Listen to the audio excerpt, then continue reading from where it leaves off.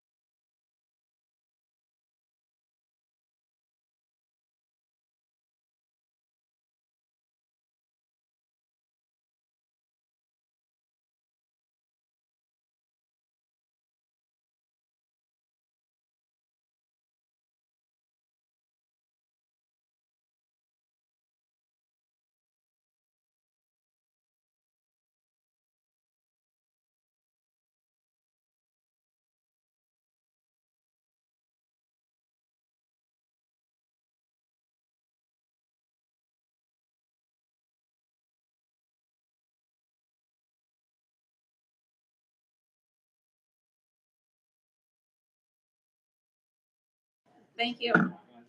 Mike is on.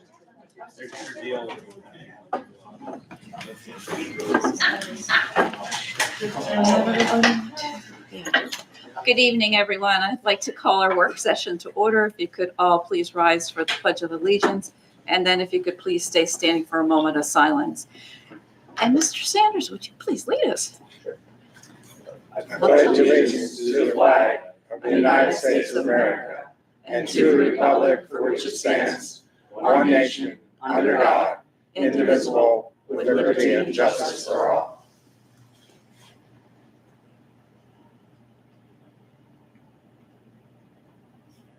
Thank you, everyone.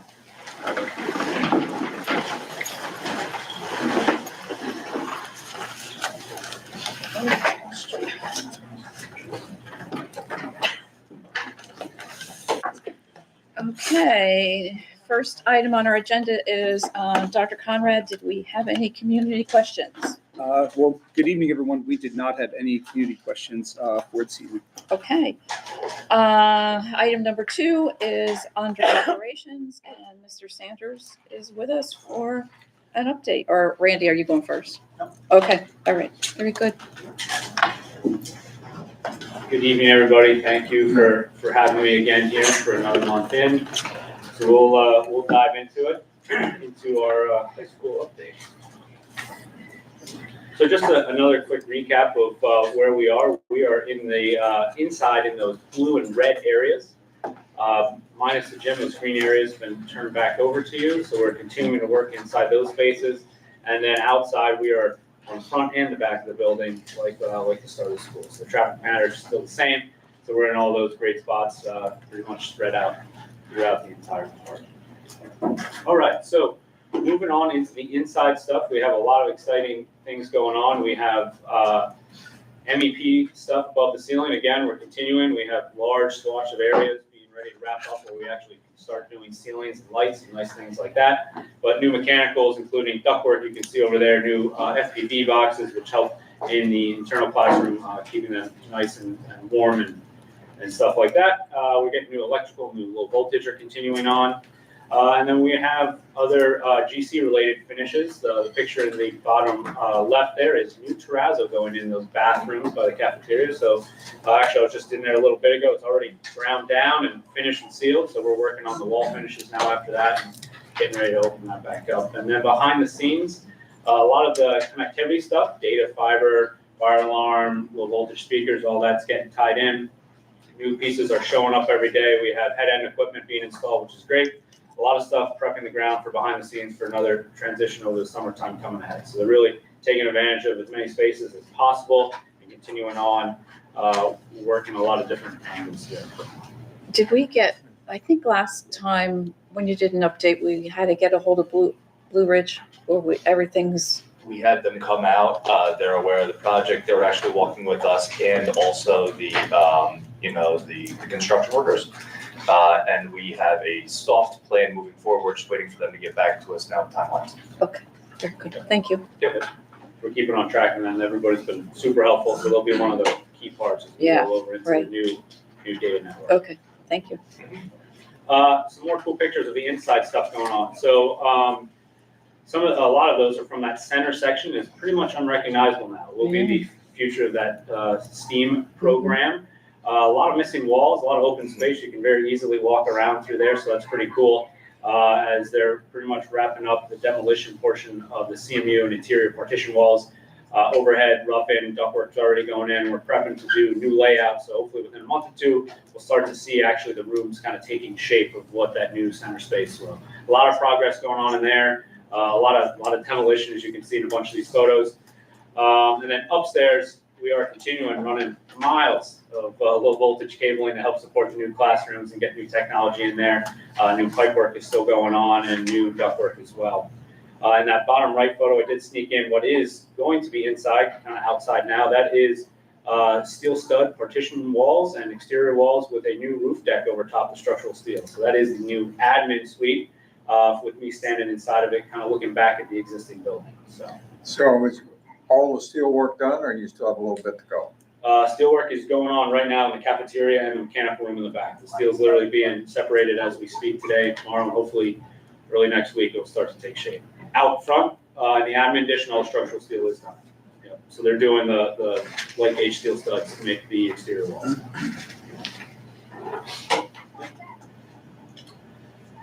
All right, so outside stuff now, which is just as exciting. There's a lot of stuff going on. As we just said, the structural steel is complete. Over for the admin addition, you can see in the bottom left there, that is the exterior steel studs. They're a lot further than that picture last week, where they're really defining the space, and then we'll start on gyp sheathing shortly after that. Concrete footings and foundations are done now in the mechanical in the kitchen. You can see in the middle picture there, we're pouring some additional piers in the cafeteria that helps separate that new and old space there. We'll have some new interior steel that goes on in there. And then the foundation lines are complete as well. So we are wrapping all of those different parts up. So in the next couple of weeks, we'll really see the steel superstructure taking its place in both those back building additions, which would be great.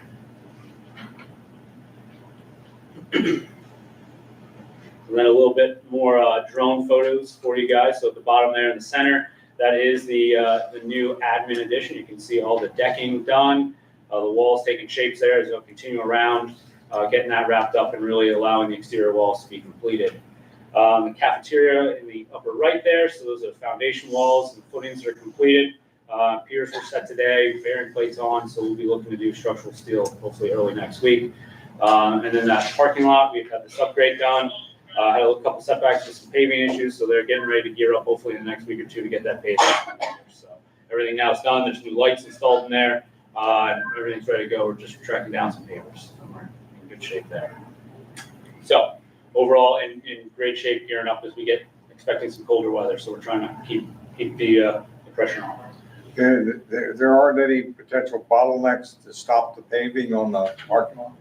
No, plants up here are open for pretty far lately into deep into November. Not expecting that. We should be in good shape with that. We had a couple setbacks with some county things. Everything's taken care of now, so we're trying to gear them back up to find some dates that work in time. I think everybody will have a sigh of relief. Everybody will have a great time. Yes. I know that's a big thing. We are not letting that slide. We're hounding a lot of people, so we're on it. Trust me. I know that's a big one. So we're doing great with progress over time. We're wrapping up still completing the last little bit of punch list of the phases that we turned over, and we're gearing up to wrap up the upstairs, the science rooms for the Christmas turnover timeframe. So really tracking right on that. A couple next steps. So as we talked about, structural steel in both the mechanical and cafeteria additions, exterior studding will continue and start in all three additions, and exterior ceiling will continue as well. And then upstairs, hopefully in about that month, we'll start to see new ceiling grid and actually new lights being hung in those science classrooms and hallways and corridors and things like that. So that'll be exciting. And then we'll continue to work on miscellaneous items in between. So what we're looking ahead with everybody is looking again for that December turnover of this next phase, making sure we have the technology and furniture lined up for those classroom spaces as we prepare to get that back to you. So that was kind of a quick summary of where we've been in the past month. Okay, when you look at your PERT chart, same question as last one. Mm-hmm. Do you feel we're on schedule, ahead of schedule, behind schedule? We're on schedule. We're in a good spot. We're in a very good spot. A solid on? Yep, we're tracking right where we need to be. The interior additions are looking good. We have a couple of small pinch points that we're working right through. I don't expect any delays with that. And the outside is tracking right where we need it. We're moving to the back for structural steel, like we said, and getting the MEP guys to follow behind the GC. That's exactly what we need to. Yeah. Wonderful. Thank you. Any other questions? Thanks, Mike. Thank you. All right. Mr., are you doing this topic? Or is Mike doing it? Yeah, no, it's, Okay. yeah, so this evening we have Mike Brown. He is going to share with the board just an opportunity that we would like to tap into for looking at the way that we can really capture the essence of how long and all that's involved with the renovation of the high school. So I guess without further ado, Mike Brown. Thank you for having me. Thank you for the time.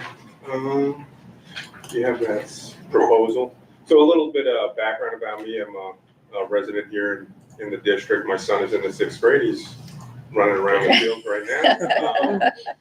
But I started this business, Seymour Mac Production. I'll try to keep this as brief and succinct as possible in the interest of time. I know people are trying to watch some football games. And baseball. I started this business in 2020. I was still working a full-time job. I went all in on this business about halfway through 2022. A few years ago, I did a project for the intermediate schools. I noticed that the playground was being renovated. And the elementary school, by the way. And the elementary school, that's right. I remember the video. Yeah, I was here a few years ago presenting that and shared the video, and it was a great project. I just saw it as an opportunity for me to kind of get involved and give back a little bit, and also kind of be a cool dad for my son. I got to hang out in the classroom with him that day. So, but I work with a lot of construction companies. That is my bread and butter, is working with service providers, construction companies, everything from plumbers, painters, all the way up to construction management companies, much like CHA, who's managing the project here. So, am I having I control don't know of if this? you can control it or not. Yeah, you sorry. please control. Let's just skip right ahead. We'll skip ahead because in the interest of time, you guys will have this available to you. We go to the next one. Okay. Always like to kind of like talk about where we're starting at and kind of what the goal is with the video. A little bit of background also on how we got connected to this, and Dr. Conrad he was at the MCTI presentation recently. They did a big expansion there, and there was a video played, and he thought it was a great video. And he was going to reach out to Dennis Varga, the director there, and see who his guy was. And then he remembered that, I know a guy who did that playground video for us. And then he called me, and I let him go on and on about how great the video was. And then I broke it to him. I said, hey, I made that video. That was I my had video. no idea, by the way. I was like, no way. So I was being a little selfish by letting him talk me up there a little bit. But it just so happens that one of my clients is CMG of Easton. They were managing the project there at MCTI. And I also have MCTI as a client as well. So when MCTI approached me to do some videos for them, I had already done several videos for them. But Dennis Varga said, I want to talk to CMG's guy. And my connector, Amy Thomas, said, yeah, that's Mike. That's our guy. That's the same guy that we've been working with. So it all just kind of like luck of the draw. It happened to work out that way. So that's kind of how the conversation ignited with Dr. Conrad. So you guys are obviously, we just heard the update from CHA. You're going through a humongous project here. It's going to span the next couple of years, right? I think we're already at the point is I'm coming here 6 months into this about, right? And it's a huge project. And what MCTI saw the opportunity to highlight their project with a documentary style video was to really communicate to the community the impact that has, not just on the students there, future students going to the school, and also the community as a whole.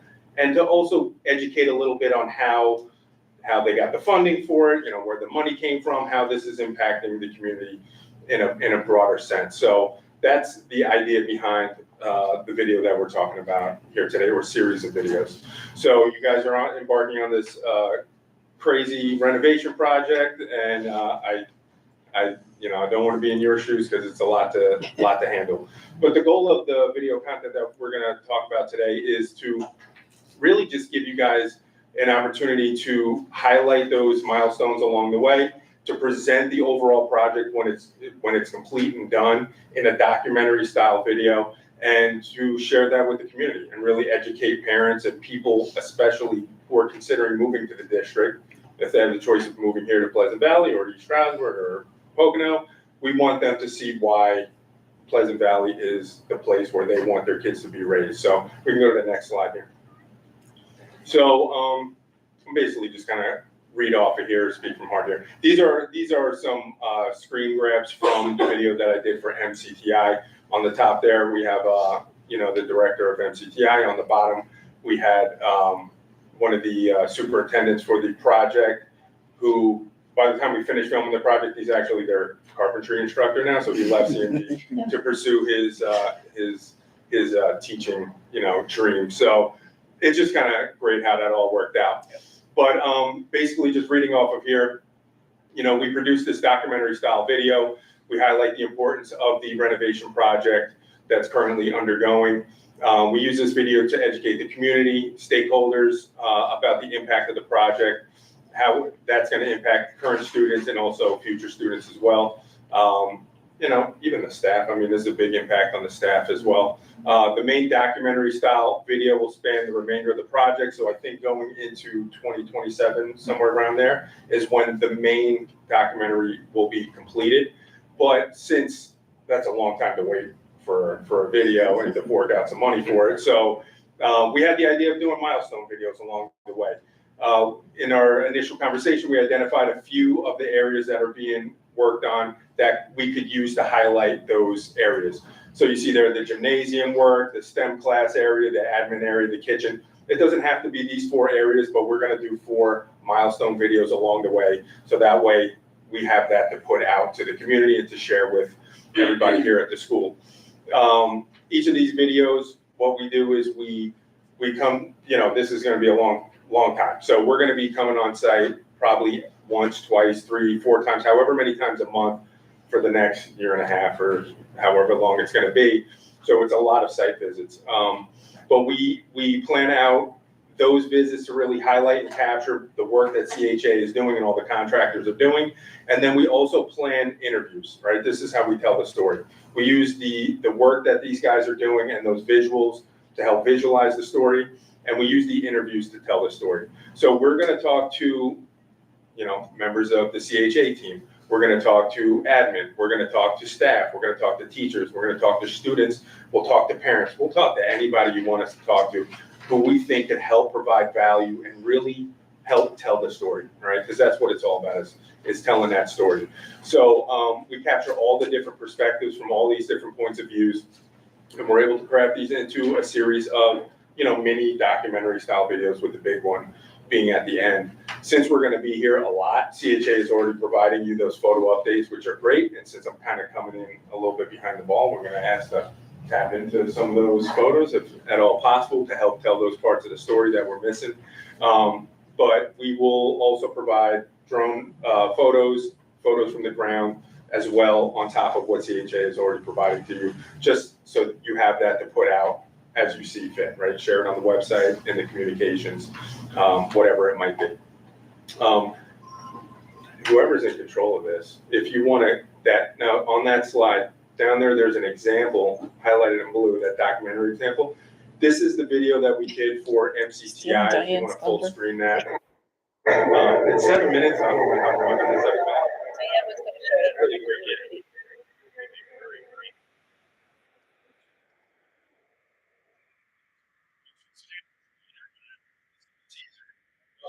Yeah.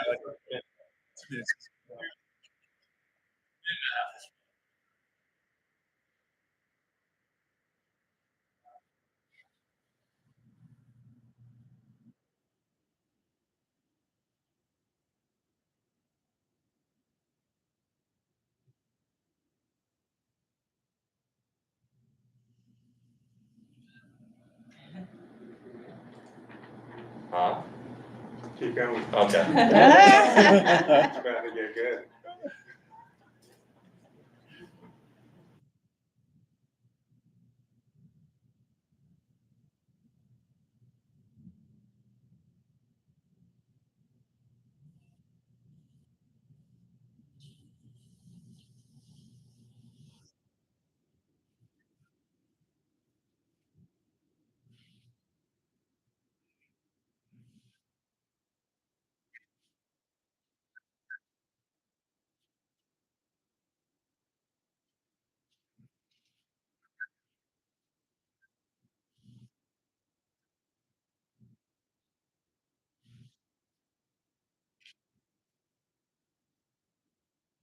All right, you're gonna see it in 2 weeks, so then you'll lose sleep, I guess, for the next 2 weeks. Right? But the idea is, you know, that we did for this video would be a very similar approach. You know, help tell the story on why this project is so important to the district, to the community. You know, really kind of show the undertaking that you're going through to make it happen, and to, you know, really what it does also is answers a lot of questions. I know with them, they had some concerns from the communities and the parents. Everybody has an axe to grind, right? So they're like, oh, you got all the money to do this? Well, how come you don't have money for X, Y, and Z and this and that? And they don't even really know where the money came from, how it got funded, anything about the grant. So we're able to tell some of that and kind of put some of that to ease.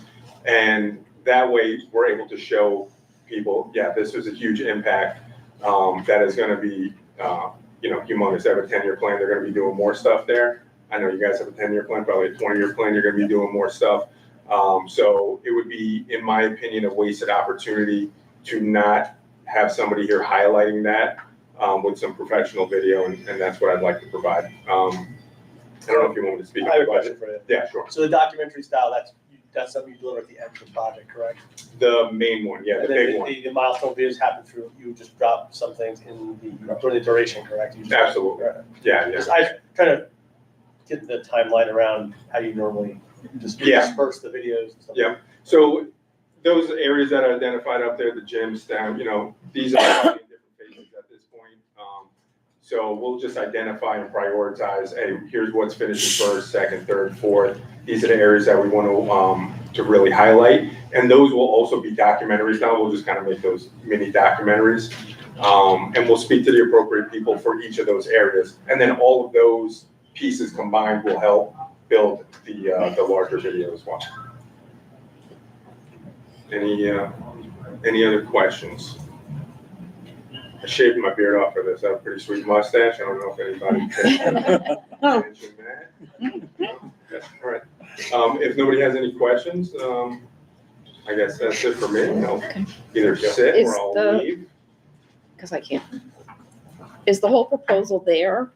Or do you have a proposal or? Yeah, there's a lot more slides to this that we don't need to look at right now. It's just about Okay. results that we've gotten clients, and then But as far about as the the, process as well. there's the Yeah, beard, yeah. it was a lot longer than that at one point, so. But do you But there's have a also whole stuff Yeah, proposal? can you share that? The workflow We and the do. process. Okay. We get the Tammy. There's a proposal that's there. The funding for it would be CHA would like to partner with us. Yes.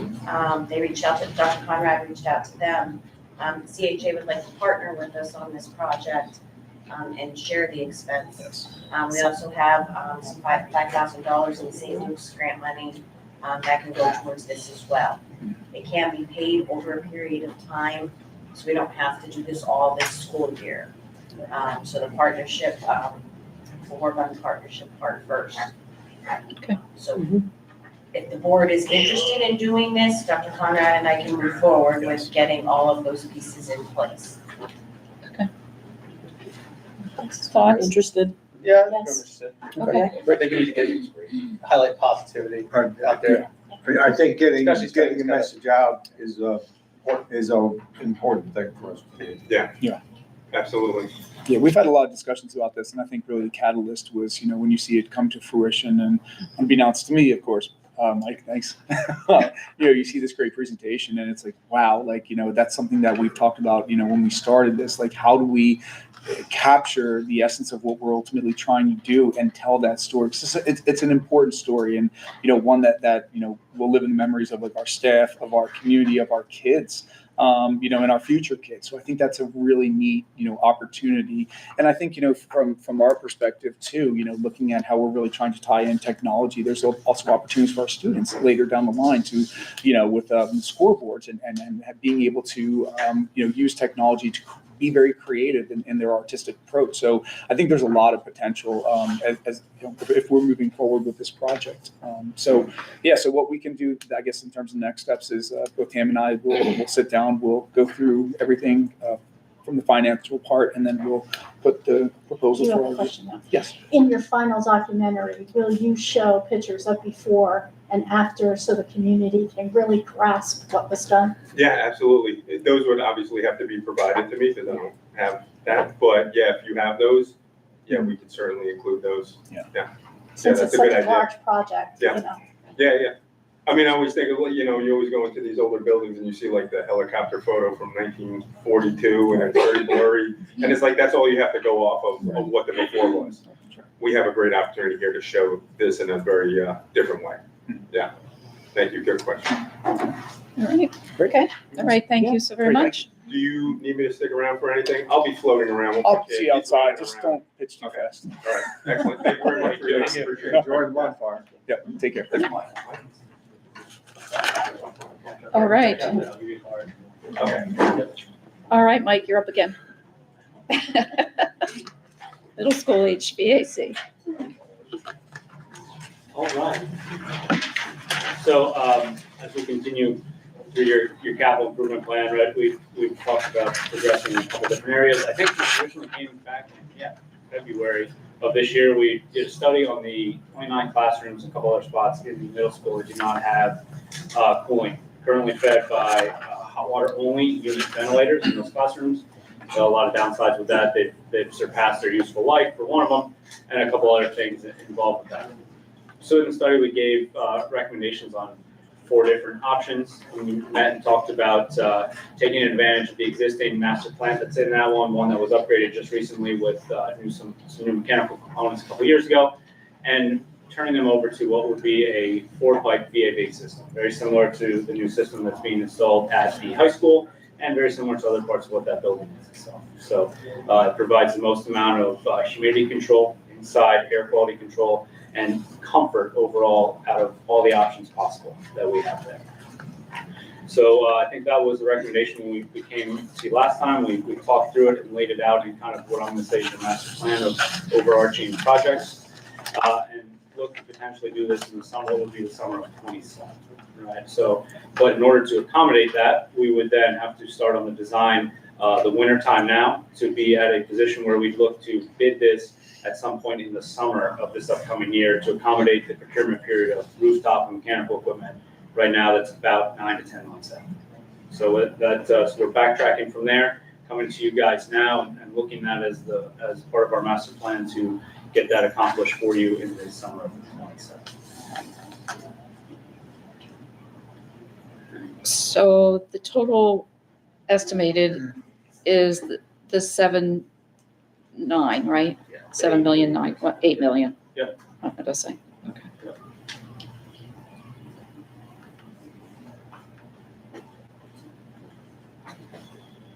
Are there any questions for Mike? And you're looking for, this has to go out to bid this summer. Yep, so we'd be looking at the approval to start the design process. So we get all the engineers involved, they get over there, they survey, and we'd be at a spot that by the springtime, early summertime, we'd be ready to go to the streets to get to get a public bid, just like you did here. And then they come back to you, whether that be the August board meeting or early September would probably be the latest I'd like to. We'll present the public bids to you, and then we'd be ready for that following summer. They would get submittals in, do all that, nothing would occur on site really until May. Okay. And when would you like to see it approved? Or would be? If we could, it would be the October would be advantageous to start the guys. Probably at a 6-7 month timeframe to do all the design with a system like that. And then that would allow us to hit that tracking point of bidding next summer. That's my next question. Okay. Tammy, please, not financing. So this project is gonna be slated to the cap reserve. This is part of the capital reserve, along with the PVI chiller that was board approved last month.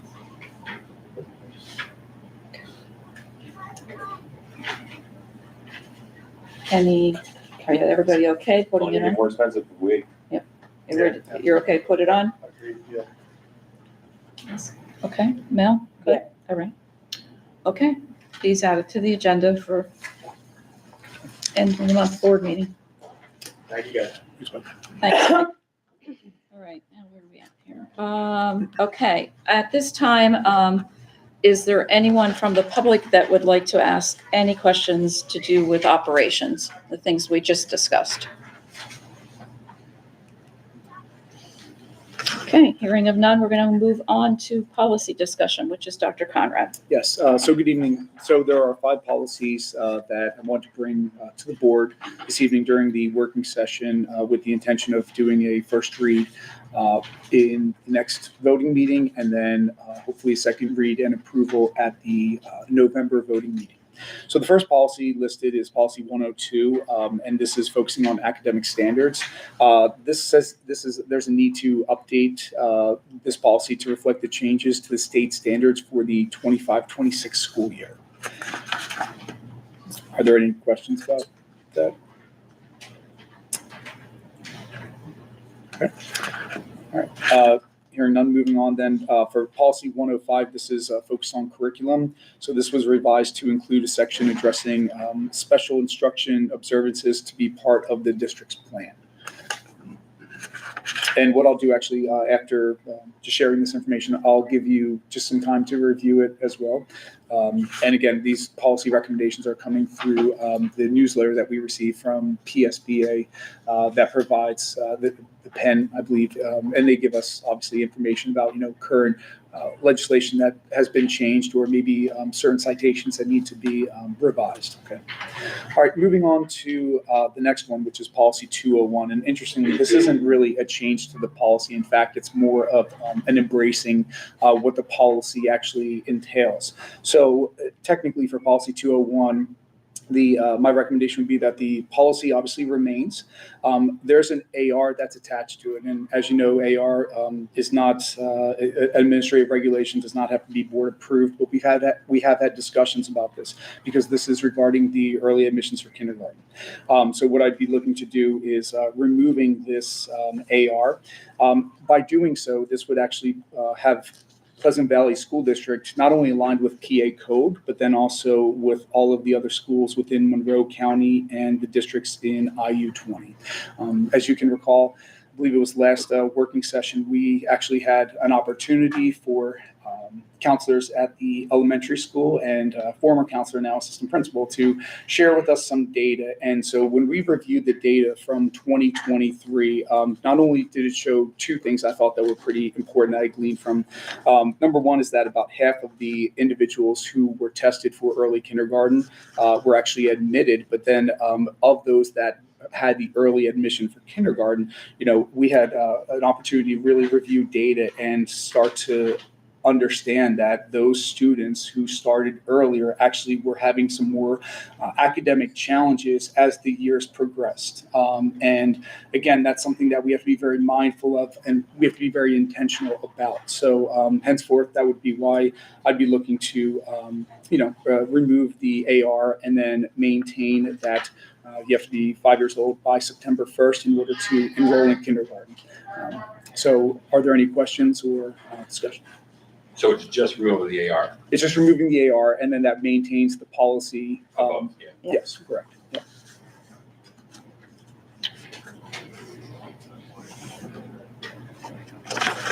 So since this does not require board approval, I guess I'd like to know what everyone's thoughts are. Are we okay with removing? I think I know what yours are. I don't agree with it because if you have the opportunity to do it, you should be able to have the opportunity. But again, you guys set the bar higher. Yeah, that was gonna be my point. When I look at the data, what it appears to be that we're probably setting the standard maybe lower than we should have. But it's still my feeling, and I look at my own personal experience as well, that there are students out there that deserve the opportunity to get in early. But I think we need to raise, if we go forward, we need to move the standard up. When I look at the data, I think you were kind of skirting the edges of the bottom. When I look at the data, I'm not saying that. I'm just saying that some of them just squeaked in. At least that's where my interpretation of it is. So The AR went to the end of October? Yes. Okay, just wanted to make sure. Yeah. I think the other thing that we had discussed actually was just the timing that it takes for these screenings to occur. I forget the exact time. I think what was it, Mrs. Adams, like 5 hours or something like that in total per kid. And given that last year in 25-26, we screened 15 kids. I think we have to be mindful of, yes, this is an opportunity and I understand that. However, my focus is on the students in our K-12 schools at this moment in time. And I think if we start spending time not focused on the students in front of us, it does create a little bit of a conflict of support. Because I think, with our counselors, administrators that are involved with these meetings and discussions, I think it does take them away from what they should be doing in the spring. And I will also say this, to the board that we also had a number of people that actually wanted to almost veto the results. It was the first time I've ever experienced this, where I had about 6 emails that they disagreed with the results. They wanted, other evidence and proof. And I know, Mr. Pomcil and I talked at length about some of this. So again, I think, I understand the intention behind it. I just think that being more aligned with all of the other schools in Monroe County and within the IU, I think that puts us in a better position to stay the course and honor the policy, because the policy, as I understand it, existed even before the AR. So I think going back to the policy is probably best. So is there an opportunity to do something different? Like, don't put it on our teachers or our guidance. Why don't we, they have to go into third party on their own, provide us with a report. I think there's a weakness if you rely only on that. I think even if they bring you a report, they can take it to somebody who's going to be overly liberal in the interpretation about what the child does, because a lot of this ends up being subjective. So we Okay? would have to create that. But Yeah, it would be approved supplier by I'm us. just saying, if they bring us a good report, our people are still gonna have to do their own evaluation in order to verify that what they're saying is true. And then you have that program, then you Yeah. gotta build a program into doing that. But and it's still my feeling that there are and will be students that deserve to be there, okay? And I think it's part of our responsibility to make sure that they have that same opportunity to move forward and excel and go beyond what we can do for them if they don't get there. So I don't know. You know This- where I am. Thoughts? Anyone? I will.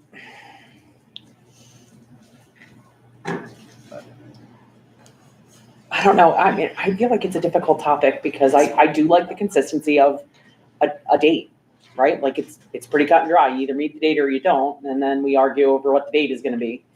But we also have kids that meet the date and they fall far short. And you have to That's deal true. with them too. So I'm just saying, we have the standards high, you're gonna have fewer of them making through the gate. I'm struggling with it being, first of all, I believe a date is a date. We've had that date. I don't know if when did the AR come into effect? The Because we've AR only had the AR for a while, a little bit. The AR was last updated in 23. in May of 2023. But when did it actually, That I don't know. I just have that. huh? Yeah, when was it adopted? When was it At adopted? the bottom of page 2, it says 2015 PSBA, but I don't know if that's a copy right from something else or. That might be the case, because the If- policy itself was actually adopted June 11th, 2015, and then it was last reviewed on July 26, 2021. So, yeah.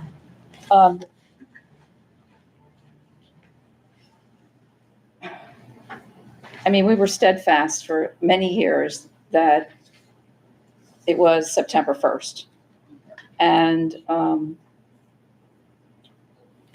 is there a way to compromise, possibly? Is there a way to say, I don't like the October 31st? I think that's too far out. You know, if you fall, don't shoot me, you two looking at me. If you fall, the first week in September, you can be tested to come in. I don't know, only allow a week. No matter what date you Yeah, pick, yeah, it's not no gonna, matter you're not gonna Right. please, you're never gonna When there's please no everybody. zero Yeah, shot. there's, Correct. it's never gonna be. Yeah. So I could go either, I can't go to the 31st, I can't, I won't do that. Yeah, I mean, I appreciate Norm's Mhm. perspective on setting the standards then high, like, the standards, yeah, should be higher then. But, If I recall, the reason we established October 31st was because there wasn't even a date outlined before. mhm, And when we reviewed this in 2023, we had some students that were turning 5 in like April and were, trying to, go into early kindergarten. So we were at least trying to establish some sort of expectation. And I'm sure if you were to go back to 2023, I'm sure we had a similar dialogue about, where do we set this marker, right? And again, if it's something that, maybe I could certainly propose some different ideas for the board, and then, you can give me feedback on it and we can move from there as well. I mean, I know where Mr. Kaczynski stands. Mr. Walters he would be okay with September 1st, but yet he felt like there should be a little bit of time yet for, a week, 10 days. I mean, you're never going to please everybody. No, Never. and I honestly feel like allowing time on both sides of it, just, Yeah, like, then you just I argue know. the date and Yeah. how much time and.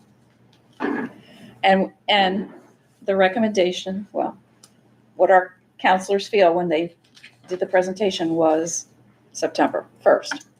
Honor the policy. Honor the policy. So where are we at? I think I have two that would like to have some other date, or the ability, I guess, maybe with higher standards. Is that what I'm hearing? I'd certainly a higher standard. The question, and if we're looking at it from that perspective, how do you establish a higher standard to even, be the first threshold to be tested? And the reason I say that is because I actually had conversations with our counselors last year where I was being informed that some of the people didn't even have some of the basic prerequisite skills, but it was like, I still want to put my child through the testing measurement just to see.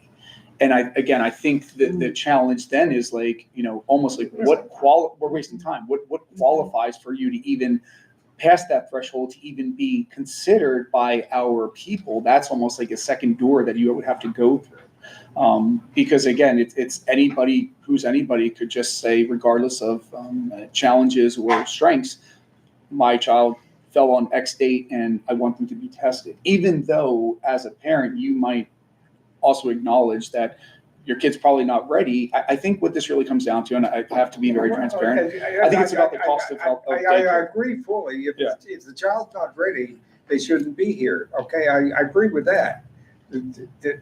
Where I have the difficulty is if you say you can't even test them if they can show the ability. That's my angst. What if you build a program at stage gate, set the highest bar at stage number 1? You don't pass, you don't move. You're out. But I guess when I'm trying to think through this, like, what would be that qualifier? Like, who would assess whether or not that kid's even ready to be tested? Is that a secondary test that we have to have our counselors do? Test 1, like, here's basic prerequisite sorting of colors and numbers and things and name, and then test 2, we have to do it again. Like, I guess, and if you don't do it in-house, then you get inconsistencies. You get one person for hire doing it over here, and then their results might just be to earn a buck rather than to give real good data to then say they met this first threshold, now we're going to test them. And I mean, in terms of numbers, we're talking about 15 students that had been screened last year, 7 of which, so I mean, we're not talking like hundreds of kids coming through. That can be good and bad, which I get. But I mean, again, what I gleaned from the data that was presented to us was that even by entering and maybe having the academic skills, I think one of the main point that the counselors was making is in terms of the social, emotional, and maturity skills. I come back where it was before. We got kids in 2nd and 3rd grade that don't have the emotional skills. But we don't put them through a measurement to qualify. But This is the deadline. then you have to take them. I'm just saying, Well, if they don't meet the criteria, we don't take them before we have to, okay? That's all I'm saying. But at least we should give them the opportunity. So just put it to a vote. And then we each of us get our own choice of what we're voting on.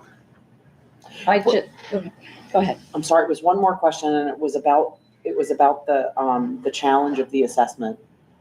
You said assessments were being challenged by parents or challenged by employees?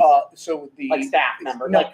It was Okay. the parents. So the parents would get a score, okay, and then I had a number of parents reach out to me to say I don't agree with the score. I don't. That's that. Yeah, It is what it is, I mean, They can disagree. no negotiations, all sales final, like. Right. And here's my point. If they disagree with the score, we don't have to take them because they're not required by law for us to take them. Okay? So let's not argue over whether they agree or disagree. Is if they don't meet the criteria, we don't take them, period. What date would you set? I don't care. You pick a date and I can go with the date. I just want you to be able to, for the kid to be tested to say if they are, and you pick a date. I don't care what date you pick. I don't think we're going to be able, without having a full board, Mhm. come to a consensus or a vote tonight. So, Question, Sue? yeah, sure. What do cyber charter schools, do they have a date? My thought is, September 1st. is September 1st. I My know thought is that- if it's different, I don't want to also lose students and money. I only know that because I had a That's all homeschool that, I student. didn't know if they had a different, like, theirs is December 30th or something like that, and then they would just transition to there and then bring them back or something. I was curious. Okay.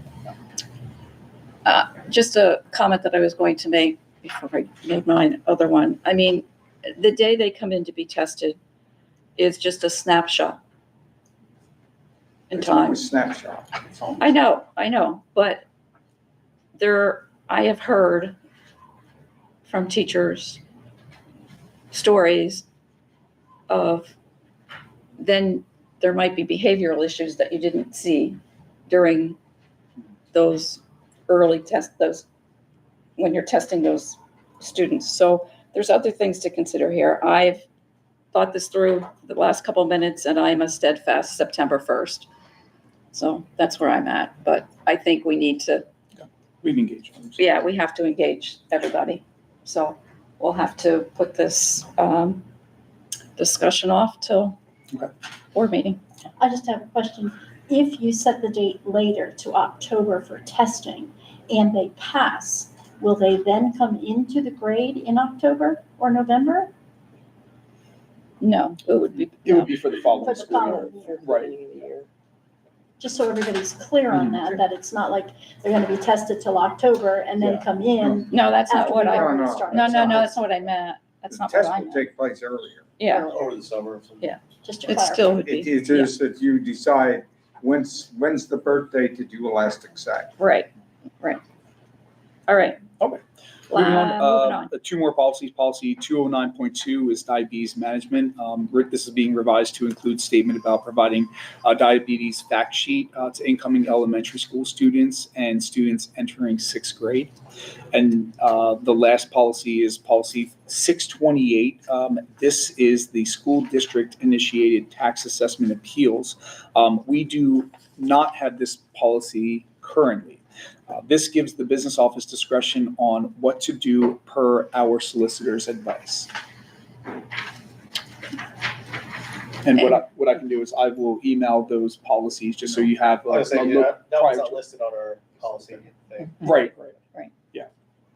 And that one's from That one's. PSA or? PSBA. PSBA, Yes. yes.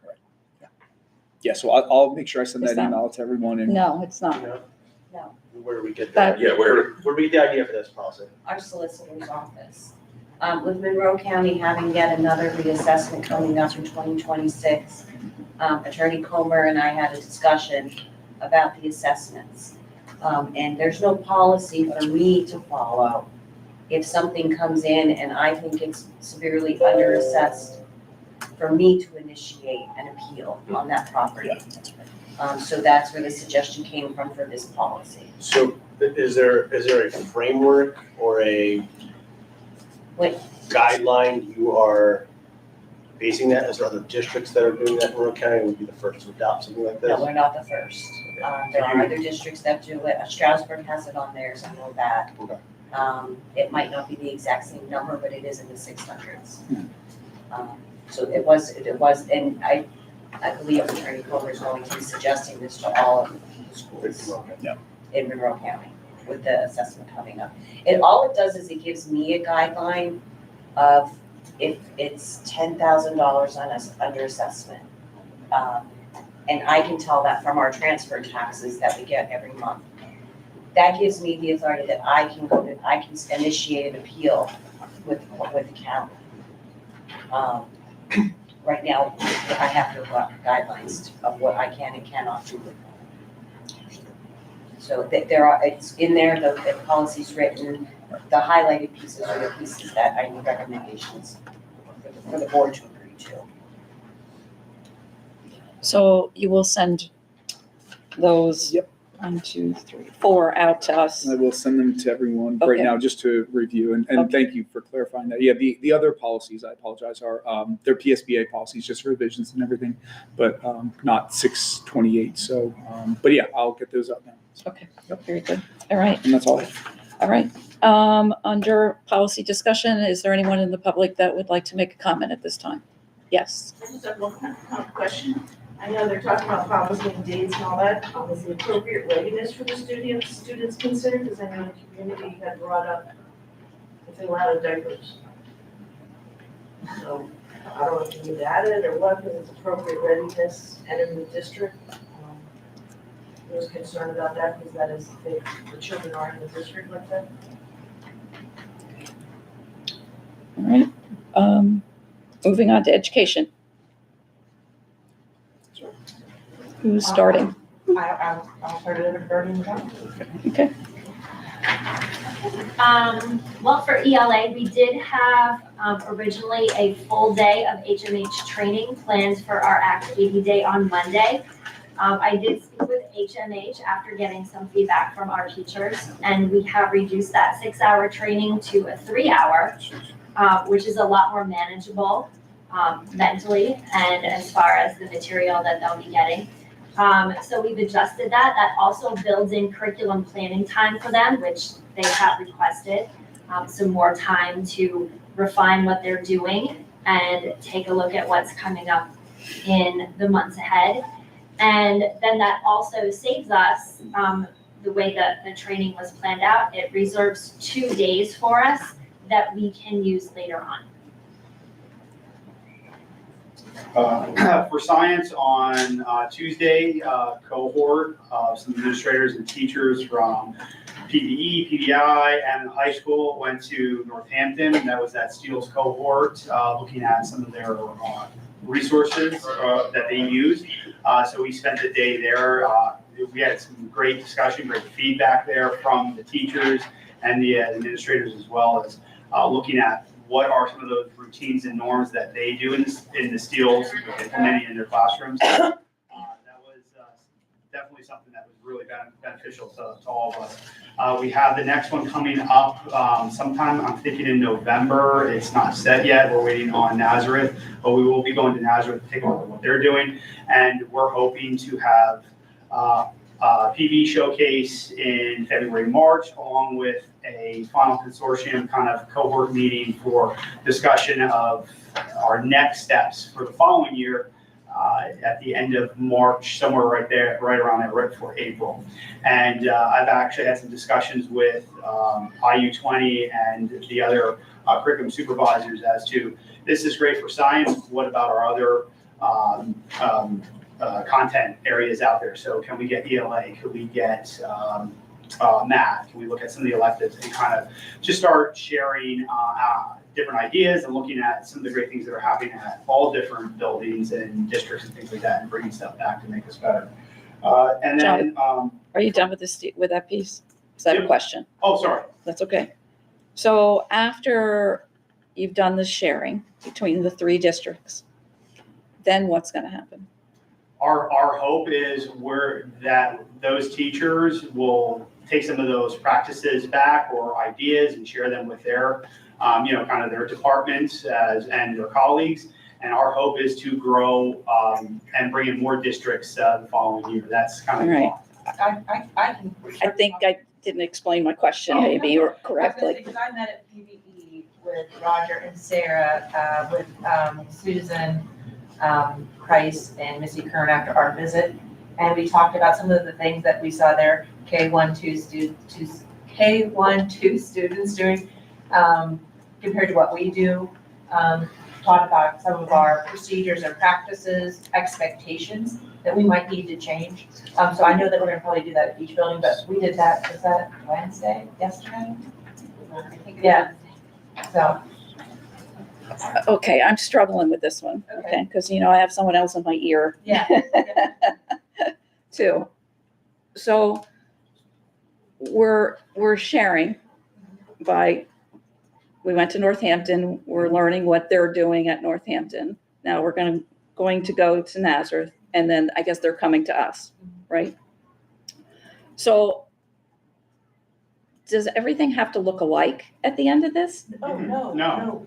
All right, so we're just taking, It's just like collegial, let's share what we're doing, find things that we like, that Okay. we can take back. Okay. They'll come and find something. I think they really stressed that at the beginning of Yeah. our day, like, hey, we're not saying this is what to do, this is what you need to do at Pleasant Valley, or this is what you need to do at Okay. Nazareth. We entered That's into not a consortium through the IU with Northampton and Nazareth, like, let's share best practices, Mhm. let's share Okay. what we're doing, learn from each other. Nothing has to look the same. It was just, okay, let's get out and see what others All are doing, okay. take back what we want, but we're not saying we have to do anything that they're doing. Oh, okay, very good, okay. Because the person that came home to me when I asked how the day went felt that we had to do what they were telling us to do, Oh. so, No, even the curriculum, Scott, he said, like, okay, you guys, if you don't take anything, that's great. Okay. You don't, it's going to fit, he said it word for word. Whatever fits for your building, your school is what you're going to do. okay, And it's all about the ideas and sharing it out and the best practices. And if it doesn't work, it doesn't work. okay, And you don't even have to try it. It's really like Dr. Howard said, it's just building those best practices. There's Okay. things that Share work. with other districts. okay, all right, very good, sorry. Just No, wanted no, to- I'll yeah. make sure I understood.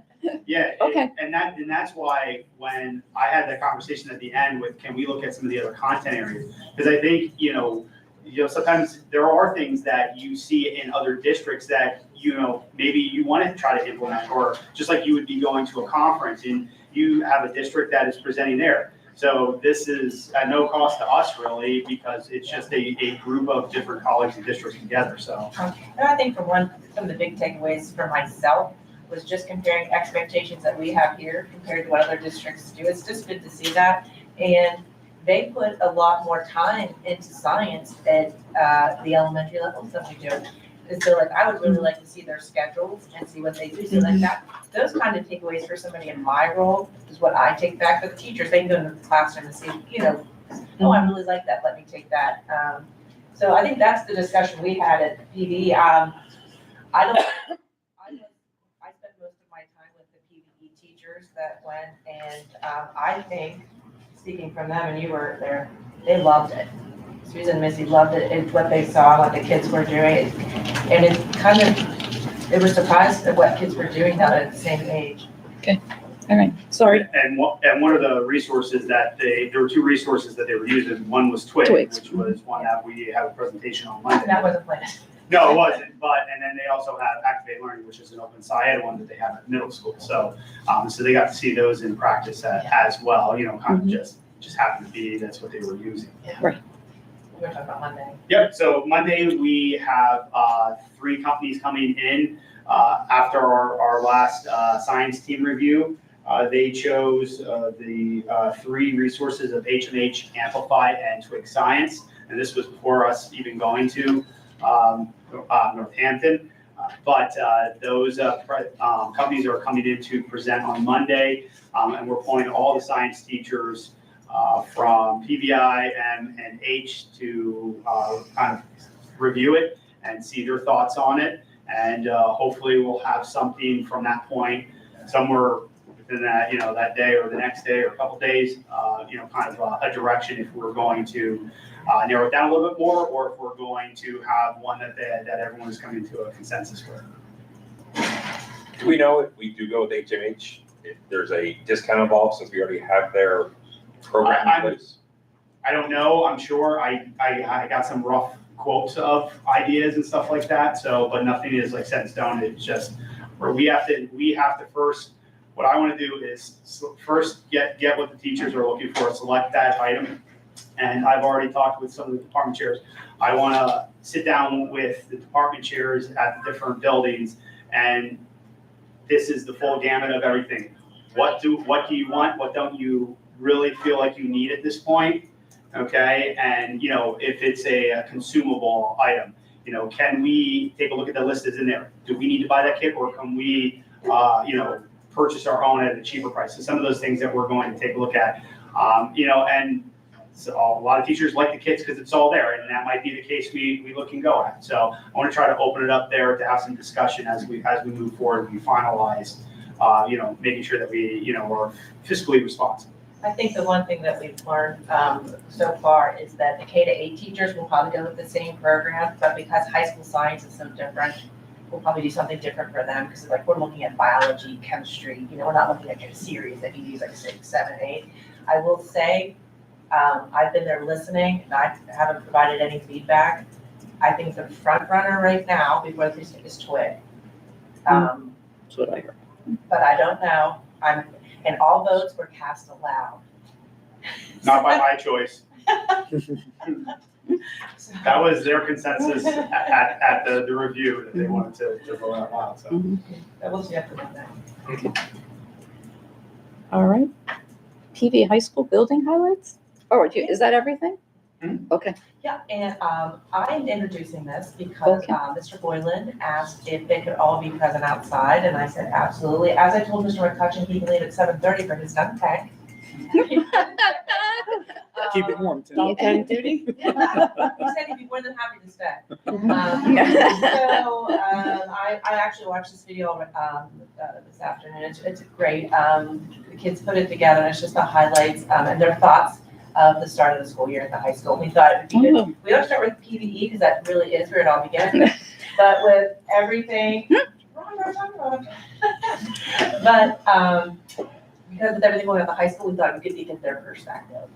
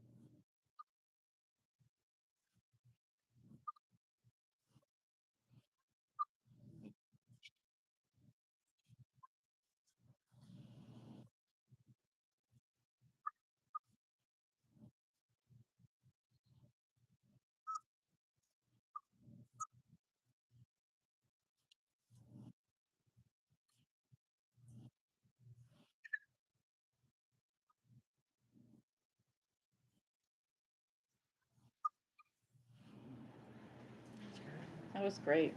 That's good. Yeah, it was really good.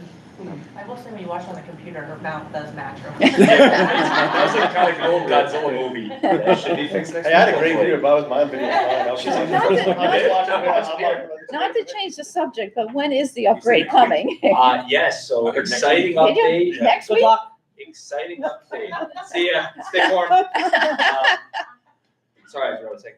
Yes, I talked to CDW, the parts did come in, and we talked with the installers. Projection for them to come out is Tuesday through Friday of next week to Yay. do the install of hopefully everything. So this could potentially be the last time that freezes. Okay. We'll see, not on wood. Okay. All right. Sorry to hurt. All right.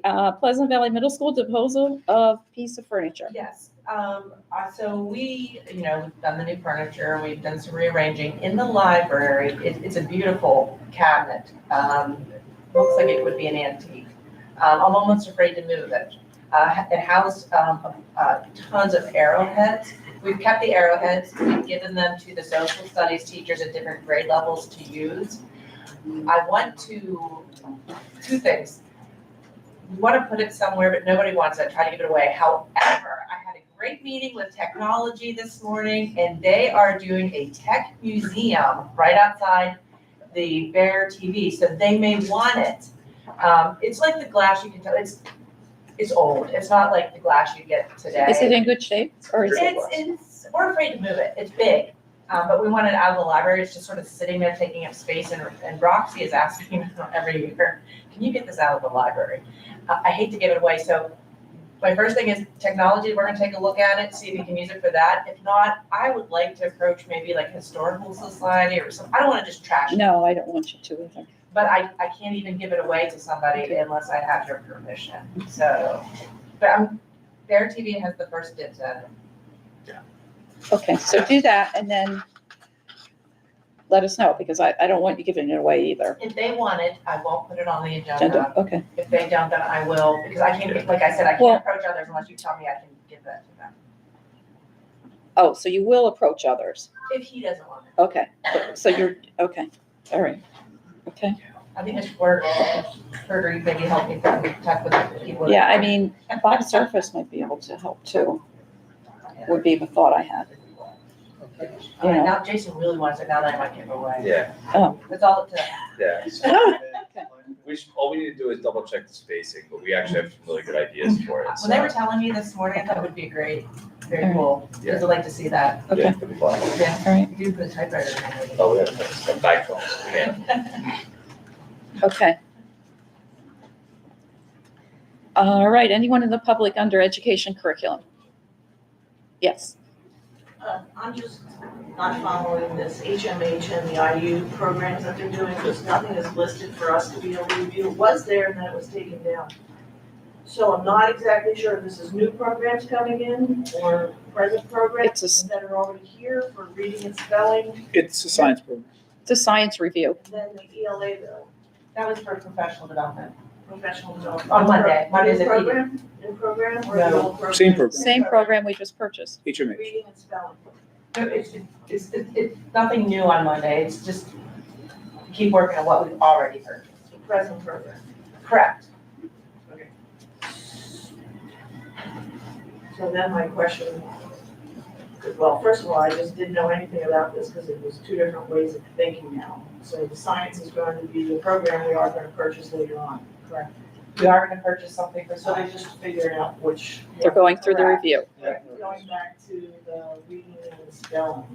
Have the teachers been like, have the supervisors come in and show them how to do lessons with that? Because there's some confusion with parents. And what parents can do and what parents can't do to help their children. Well, So I don't know what's going, I just have a question about that. well, I could.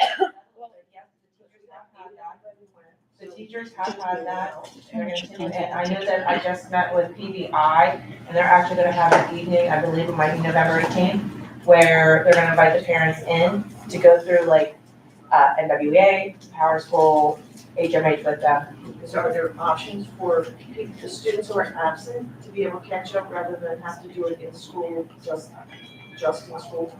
I don't know the answer to exactly what you're asking, because I don't know about those situations, like particular students, so I don't. I would assume that kids can work on the, work anywhere if they're asked, but I think, can I just interject?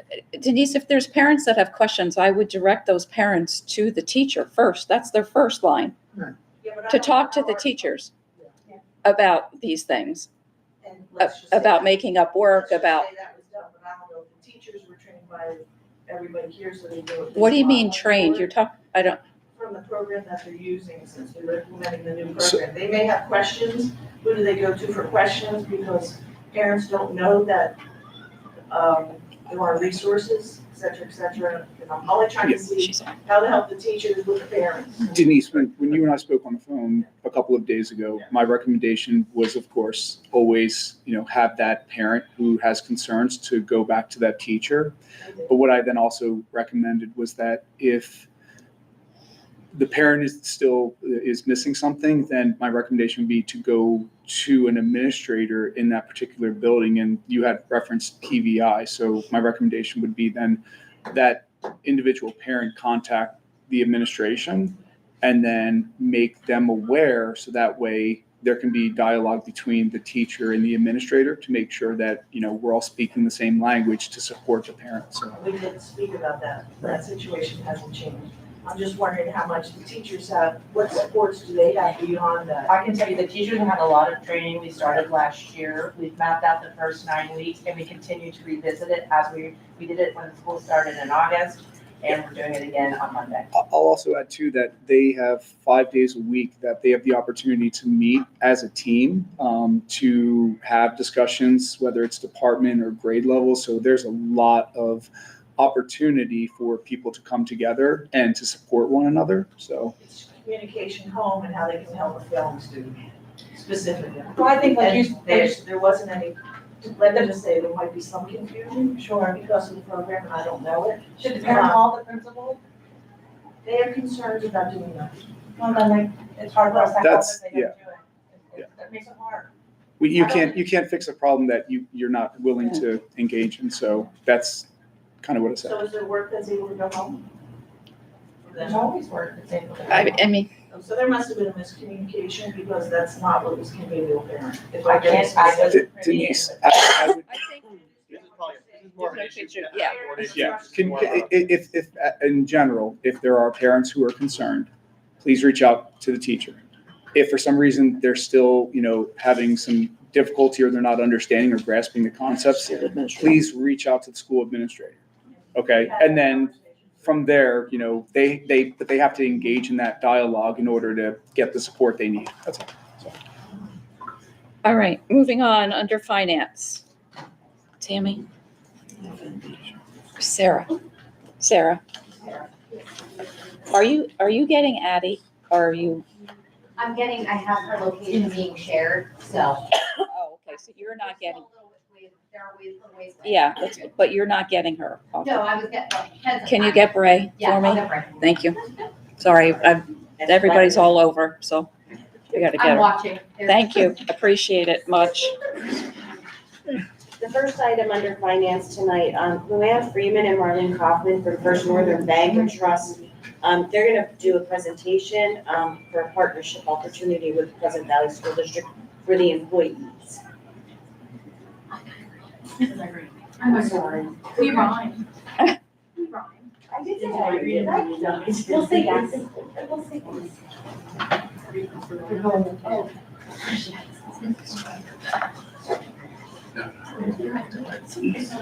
We rhyme. We're really gonna switch it up now. Okay. Different hats. Thanks for having us tonight.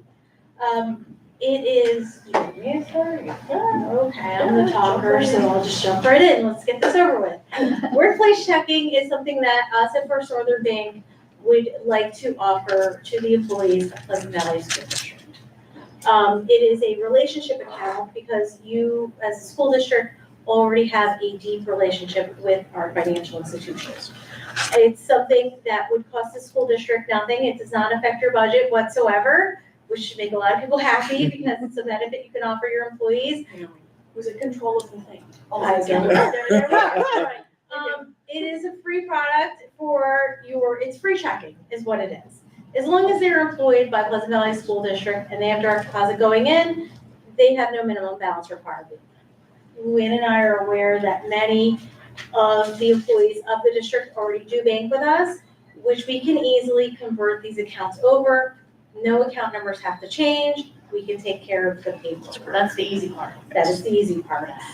So this is not, as it says, this is not available to the public. This is simply a relationship, a thank you for being a loyal customer with us. We would like to work with you to offer this to your employees as a free benefit.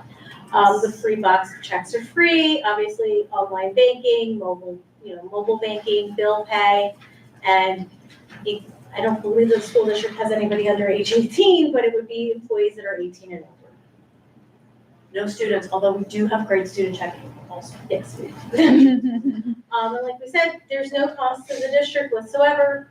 It will be managed by the bank itself, meaning, if there was an employee who was having issues with their personal checking account with us, we're not contacting the school district. We're not going to contact Tammy. We're not calling Dr. Conrad.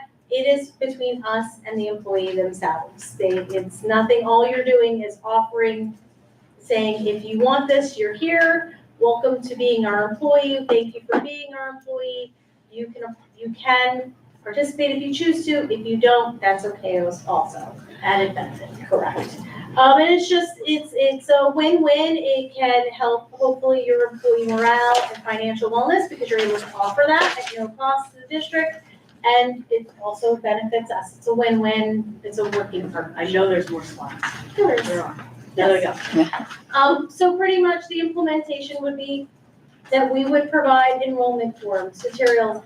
We can set up on site. I know that when we spoke with Tammy, we said we can coordinate this with whatever would work at each building. If there were certain days of time that would work for the district office versus the middle school, we can physically open them and take care of it and convert the accounts. Or if it's easier for us to not be on site because we know with the kids and schedules and presentations, sometimes doing virtually would be better. We can leave the paperwork. It can be collected, scanned to us by email. We can do everything through email. Whatever's gonna work, or we can do a combination of the both, depending on everybody's schedules. And, it would be dedicated, so for Pleasant Valley, it would be our Gilbert office, which does primarily handle all of Pleasant Valley's accounts currently. And Luann is very familiar with everybody, and I would be there for additional support as needed. Yep. So once the program is approved, I'll be great. Once the program is approved, we can schedule it with you guys to coordinate the rollout of when you guys want to offer it to your employees. They can be introduced to the program. We have a whole packet of things that we gave to Tammy that can be distributed to the employees throughout the district so they can get familiar with the product. And then, of course, if anybody has questions, they can contact us directly. I think my information is on the bottom of all the packets. Yes. So they can call me, email me, whatever they'd like, and I will personally respond to everybody.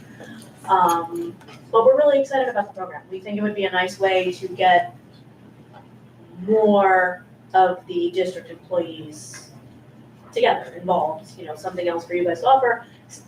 It's mutually beneficial. It's a win for everybody. It's a free benefit the school district can put in their package as a benefit to an employee here that costs nothing to the district to offer. And if the employees don't want to enroll, they have no obligation to enroll. Correct. Any questions? My question deals with Tammy. How does this help you? She gets Doesn't free make any checking. difference to you. I get free checking. My point is, if they, It employees doesn't, does it make your job easier or it's no a push? impact. It has no impact. Everybody's direct deposit already, so it's no impact on the business. Yeah, and office. all employees have the right for Their own bank. direct deposit. Yes. Yes. Thoughts? So it's up to the employee. And normally, this is not the first time that I've been approached by a bank for this offer. Normally, I don't bring them to the board. This is specific to Pleasant Valley. This is not an offer that's available to the entire community. This offer is for Pleasant Valley employees. Right, so that's why this I felt was appropriate to bring to the board, that if this is a benefit for our employees. Right, this product is only for the school district. Like, nobody can walk into the branch and say, oh, I'd like to open a workplace checking account. No, it's not happening. I have a question.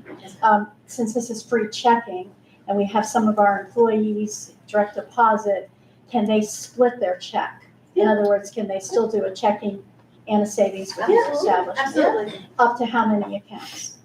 Well, it would be one checking account per employee. That's the Okay. question. But then how many splits? 2 splits? As long as the only requirement is they are actively employed and they have direct deposit. Okay. Of any amount, yes. So if they only want to put $50, $100 of their paycheck into that account, it's considered direct deposit into the account. Okay. We're not gonna ask everybody. Well, I just know from past experience that They some want a people certain put amount of X it. amount in checking and X Yep. amount in savings. So if this is geared strictly to checking, does it have to go into checking and then they have to make a separate split? No, So no. you would do it all automatically Yes. then? So that's no Yeah, so different. as long as Tammy allows that with the direct deposit, you handle their direct deposit enrollment. We handle that. They'll just change their direct deposit enrollment with the business office once they would enroll. And nothing changes on our end. If they have 3 accounts, one here, one at a different bank, one at their investment, it stays that way. I think it's up to 4. Okay, thank you. Okay. I think it's a great idea, and I just want to thank you for your partnership with us and for the donation to the school board. Thank you. Appreciate you. All right. Thank There you. is an agreement that the bank does require for it, so I'll put that on for board approval at the next meeting. Okay. And Very if there's good. any questions about it, you have both of our information and Merlin's. You both. Thanks for Thank sticking you. around. Thank you Thank for, you very much. yeah, All right, thank thank you for your patience. Who are actively running around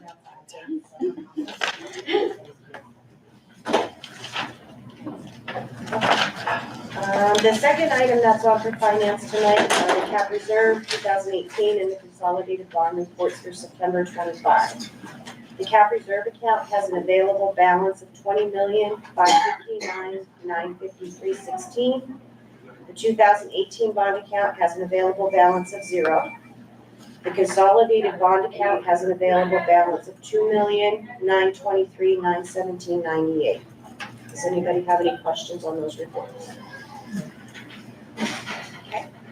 The next item is the EPTEP report for July of 2025.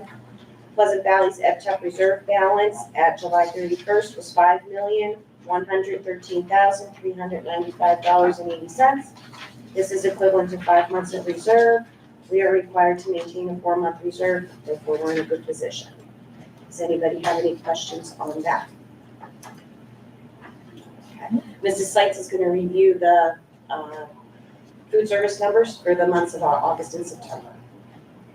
Good evening. Item D, attached are the cafeteria meal totals for both August and September that I'll go over both of them. For August, the total breakfast meals served were 5,190. Lunch meals served were 9,415, and the after-school snacks served were 1,024. The a la carte sales for the month was $2,891.75.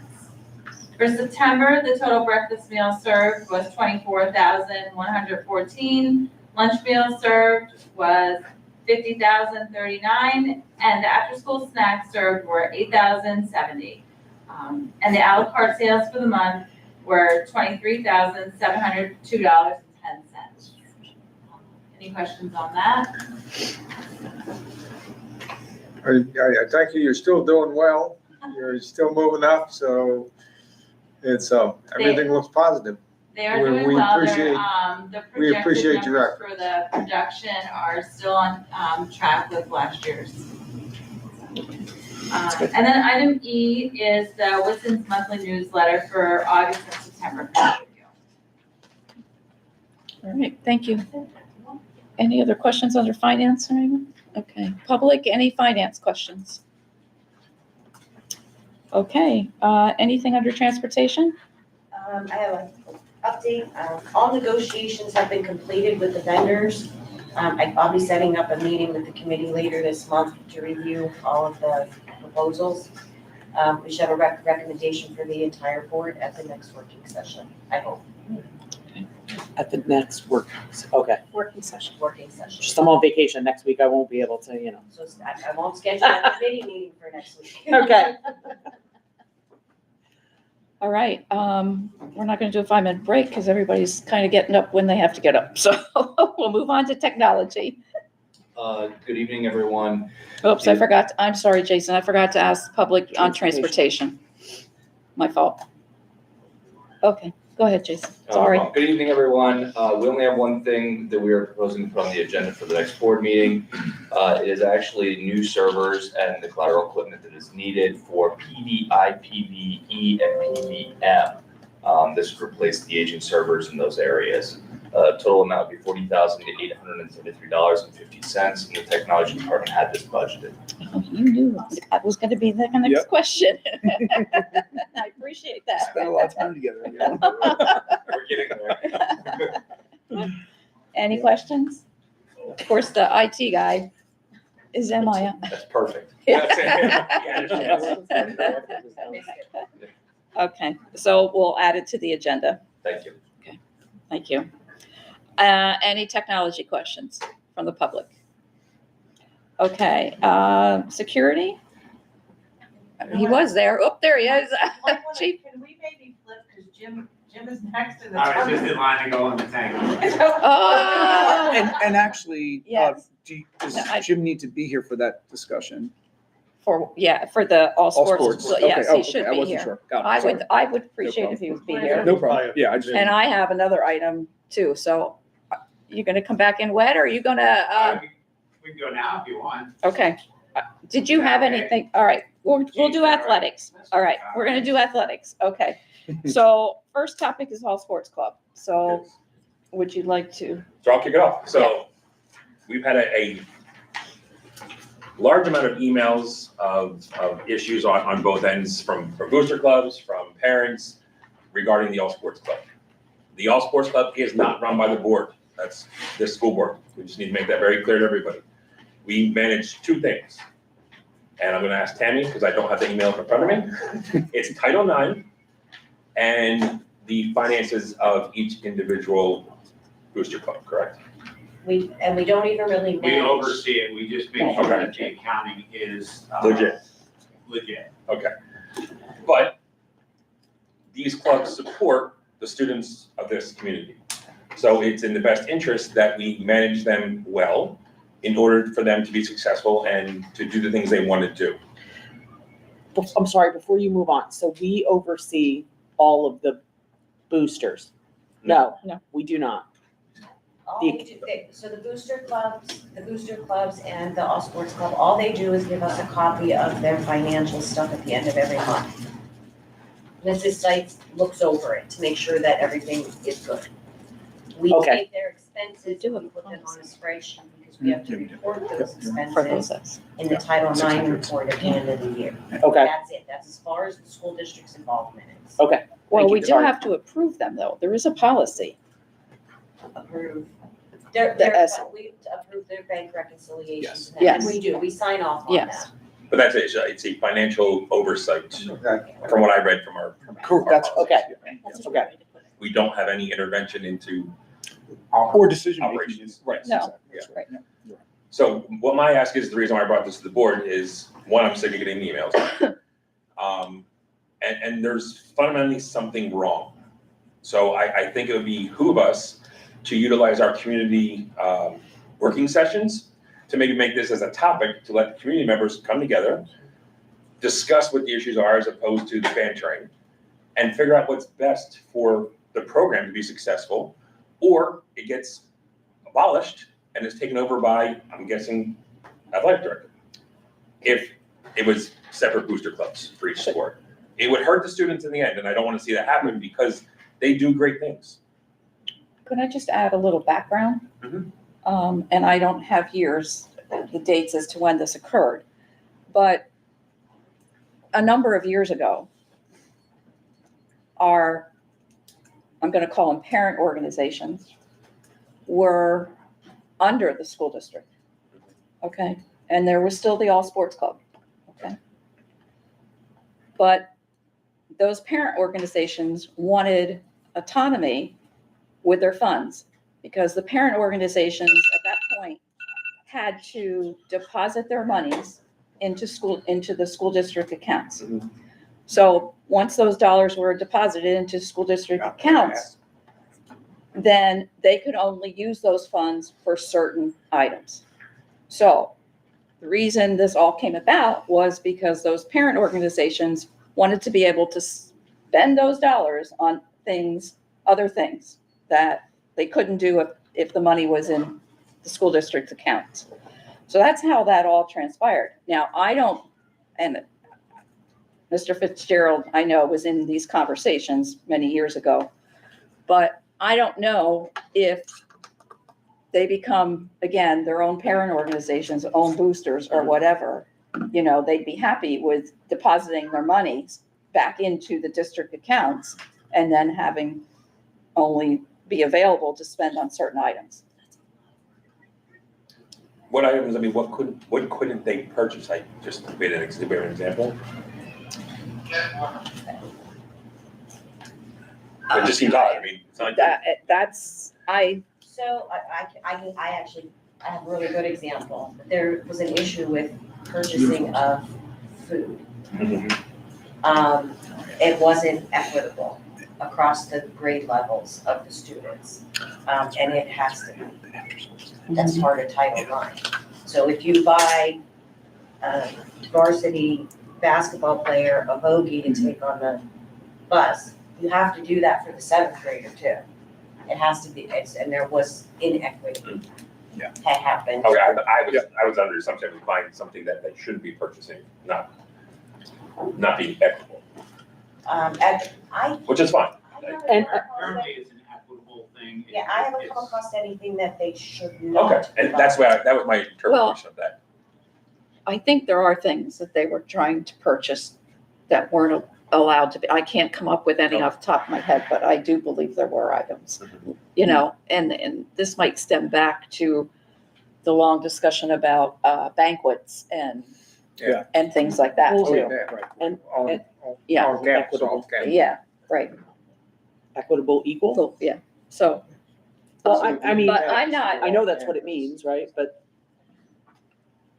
so the feedback that I'm getting, right, is the concern about that in particular was that we have the high school kids here and we don't let them leave between the end of school and the beginning of games. So they have they don't get food where the other teams are going home afterward. You know what I mean? Or there's a difference there. They're not being made to stay at the school or with the school between now and the time of their event.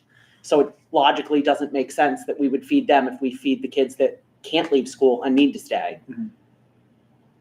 That's some of the feedback that I'm getting out there. I think it was more when they traveled.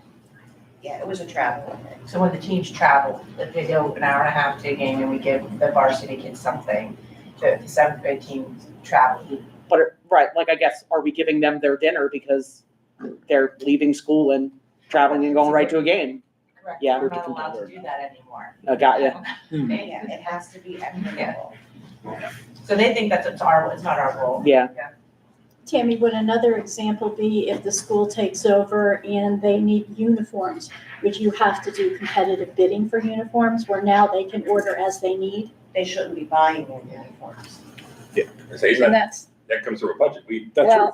that's another, It's another I thing. mean, that's, We do budget and all, but some teams went out above and beyond.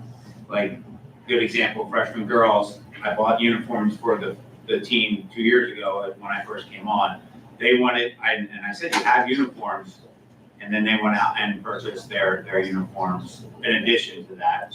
because there's a rotation. They were And I'm trying to purchasing manage So much that shouldn't rotation. happen. So that's another topic that I'd like to discuss is uniforms, but I think we need to finish this one. Yeah, let's finish this one first. So you're asking, no, we're not solving it We're not tonight. solving here, but my No. ask is, do we need to look at, what are the rules? Like, you know, we have to have a level play. First of all, you have to have the rules and it has to be clear. So that way there's definition and we don't stray from that. The problem is they're not under our policies.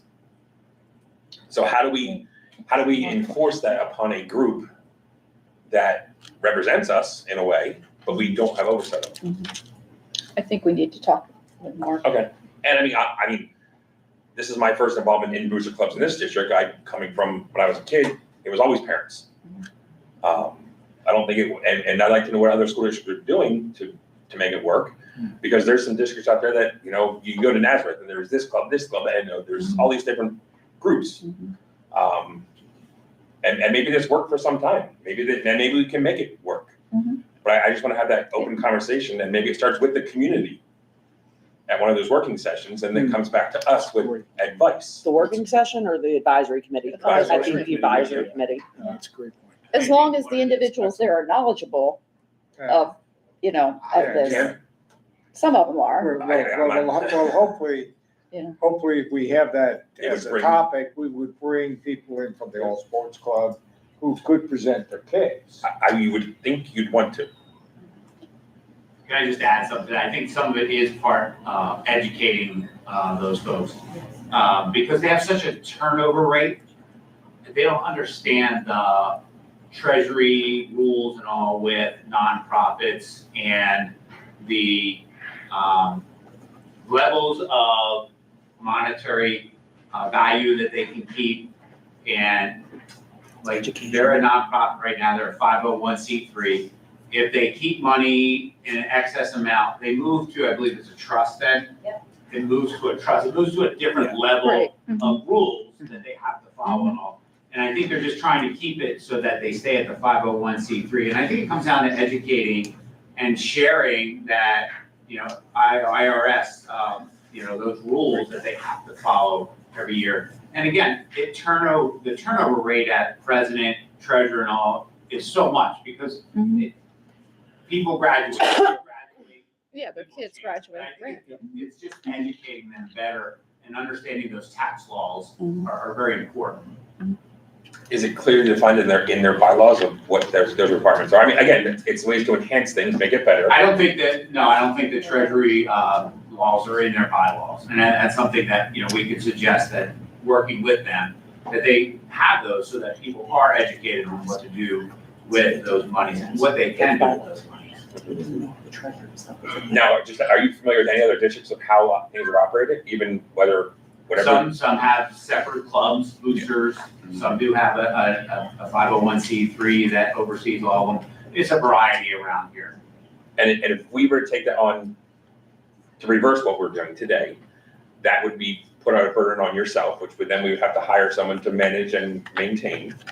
Whereas today, we're not paying Keep track of all their, making sure that they're filing all their 501c. That would, not only me, that would also be the business office If too. the boosters fell under us, they would be under our 501c3, under the school districts. And then it would work kind of like the student activity accounts work. It would just be The district's private.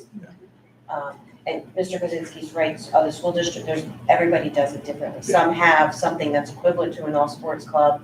Some have that each of the boosters become their own 501c3. Right. And some fall under the school district's 501c3. So mix. It's a mix. I've, Probably the larger sports do it their own, and smaller ones utilize the school. yes.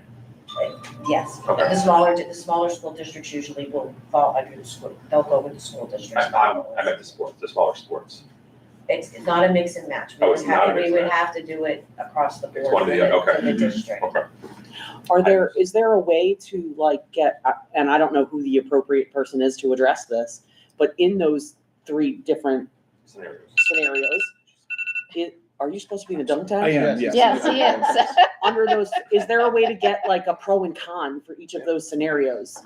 What's the benefit, What works what's well, what's the, not working Mark well. will, I think Mark can help us. I mean, Okay. I truly believe that, because we've had these conversations a number of years ago. So I think we need to also get Mark to help us with that. Further discussion. Into What the does discussion. the, well, maybe we have a special citizens advisory committee for that Maybe. Mhm. discussion, because I'm getting emails too, so like it's Yeah. out there. what does the band do?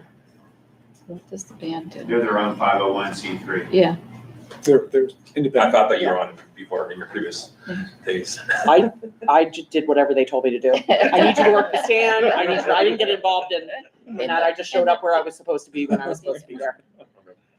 Yeah, I think we need to have more further discussion Yeah. to educate ourselves and see what's best for our Mhm. district. And then ultimately the students. all right, I have a topic under athletics, if I could, please. So I have a seventh grader that played soccer, and I was sitting on the sidelines and overhearing some conversations about uniforms. And what happened was there's two teams, an A team and a B team, and they got new uniforms, but there wasn't enough uniforms for the A team and the B team. They were purchased by the Booster Club. They didn't come in until the middle of, or about the third week of September, because there was just some logistics with shipping, I guess, is what I overheard. But it has always been my philosophy, and I thought our school district's philosophy, that booster clubs do not buy uniforms. And I believe that that's the way it should be. So I'm looking to the board for some thoughts on that. And I did talk to Mr. Krasinski about this. The other issue was that they didn't buy enough uniforms to suit both the A team and the B team. So the B team wound up wearing the old uniforms. So it's a pure example of why boosters shouldn't be in the business of buying uniforms, in my opinion. In talking with Jim, he's put the middle school sports teams, he's getting them on a rotation to buy new uniforms. There's still a few teams that he needs to get new uniforms for. Basically, he told me it's always been just hand-me-downs and unfortunately, they aren't the same size as the high schoolers. So I'm looking, two things I'm looking for. I'm looking for support that we say boosters do not buy uniforms. And second, I would love for Jim to put together a budget or whatever for us to look at as to what teams still need uniforms At the middle school. at the middle school. Because if they're in dire need, then I think we need to do something about it. So those are my concerns. So would we have to build that into a policy to make that clear? I don't know the answer to that. I mean, we would certainly look at policy, but since it's procedural, we could actually put some of those things in an AR, like this is how, we're going to operate. So we'll reach out to Mark to find out exactly if there's a policy that we should be following or amending our current policy. But I would think, especially for some of these decisions that might not necessarily need board approval, but just at least acknowledgement that this is how we're going to operate, that might help the concerns that you're both bringing up. So, right, okay. Okay. All right. Anything else under athletics? I do have one more thing. Sure. To bring up. I was in a meeting yesterday, and I think the board was already informed by Mr. Fitzgerald. But in the last 2 weeks, I think it was, PIAA had a suit against them in regards to faith-based schools and athletics. We were told at our meeting this week that effective immediately, that anyone who resides in our district who goes to a faith-based school and that school does not have a team, they can participate now in our programs here at Pleasant Valley. So I just wanted to get that out there, especially to the community and all. So that they know, and we'll reach out to some people that have already reached out to us last year to let them know that they can now participate. PIAA is required now to allow those students to participate. So an example would be, say Notre Dame East Stroudsburg doesn't have a wrestling team, and we have several students that go to Notre Dame East Stroudsburg. They now can participate in our sports program for wrestling here. Okay, for clarification, let's say Notre Dame East Stroudsburg has some teams that they do sponsor. Right, so they have baseball. They have basketball. Okay, but they another team that, another sport they don't have, those kids can go into any other school. They can, if they're from our school, Whether it's if they're Pleasant Valley or Stroudsburg or East Stroudsburg, whatever. wherever their home school is. Wherever their home school is district and would be. play there And they with can no play for that. contract. Just like, Yes, as long as that school does not have that sport. Correct. Okay, all right, I'm clear. Thank you. We had that arise with, when we had. Yeah, last year, I remember it came, well, actually, I heard about it the year before. Mhm. And I directed them to talk to you. And And then your response was, well, you know, the state district, Right. the yeah, ruling right. body Mhm. does not allow it, okay? So I kept getting pinged on that on a regular basis, so it looked like we have a solution. Yes, we do, yes. Mhm. And again, this was in the last 2 weeks that, you know, it was effective immediately. So it's good for us. I mean, I don't like turning kids Yeah, back to yeah. playing sports. It's a More win the for merrier. us. and I did reach out to the Oh, good, young, thank so you. they do know. Yeah. Yes, Will you be Just- playing in the, Mhm. awesome. I Good, believe good so, for him. yep, so, just so you know. All right, anyone else? There's, Mr. Krasinski had one more thing. Oh, We that shared was that it? last night. oh, I forget, that's your. Who's coming to take measurements for something to be up Oh, by? thank you. Oh. So Tuesday, thank you. A lot of things going on. So Tuesday, yes, so I was on a conference call this week. Digital scoreboards is coming out Tuesday, meeting with operations, myself, and technology, to go through what we already have, see what those improvements we talked about need to happen. Their timeline is to have it up and going by the week of January 19th whoa, installed. They will come within a week, install it, and then their IT person will come the following week, work with us and share with us how to use it. So it should be up and operational, barring any weather or any delays, the week of the 19th of January. great news. Thank you, Mr. For reminding me. I'm here to help. So it's a tough week, this is a long week. Yeah, lots going on. I have one athletic question. Last year I worked on, I think with you and Jen about the varsity letter jacket. Are we doing that again this year? Should I get in a student's name? I will find out. I'll have to ask.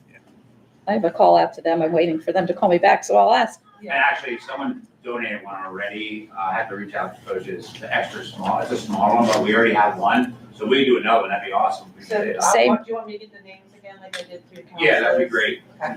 Was it through the same company? No, that someone did- just said Oh, here, okay. I wanted to donate this Oh, product, and we okay. have it in our office. Okay. It's a, Okay. extra small varsity jacket, ready for letters and all. Oh, okay, all right, okay, cool, all right. All right, anyone from the public on athletics? Okay, yes, okay. Just open comments or questions? Yeah. Okay. Open comment, I personally feel like the All Sports Club has way too much power and control over the individual boosters. They are abusing this power. For them to be able to use their president and their treasurer and sign checks and remove funds from a sports account without the knowledge of the sports president and vice president and treasurer and secretaries is uncalled for. The All Sports Club, should be notifying and working with the individual boosters and with what the individual boosters voted on and presented in meetings for purchases that were to be allowed. For them to be able to just sign checks from our account without our knowledge And 3 weeks later, still to this day, I wouldn't have even known had I not went to the bank and got a printout of checks that these purchases were made. I have communicated with them several times via email, and probably at least 7 or 8 emails over the last 3 weeks, and they haven't responded. The one email that I did send to them yesterday about them signing checks using my signature and unauthorized purchases and check fraud, they responded within 8 minutes. They are reading my emails, they are not responding. They have too much power. They should be working with the sports boosters, not against them. Additionally, they are not working as an all sports club. They are not doing what is fair for all sports. They are discriminating. Football personally feels discriminated against. They have an all sports club Facebook page. We have posted multiple times to share our bucket game t-shirts on their all sports club Facebook page. They deny our request. We have shared our fundraisers. We have shared players, our quarterback, who is up for Pocono Record Athlete of the Week. They are denying our request. If you look on their Facebook page, you will notice that they accept other sports requests, but not ours. I feel football is being discriminated against, and they are not working with the sports.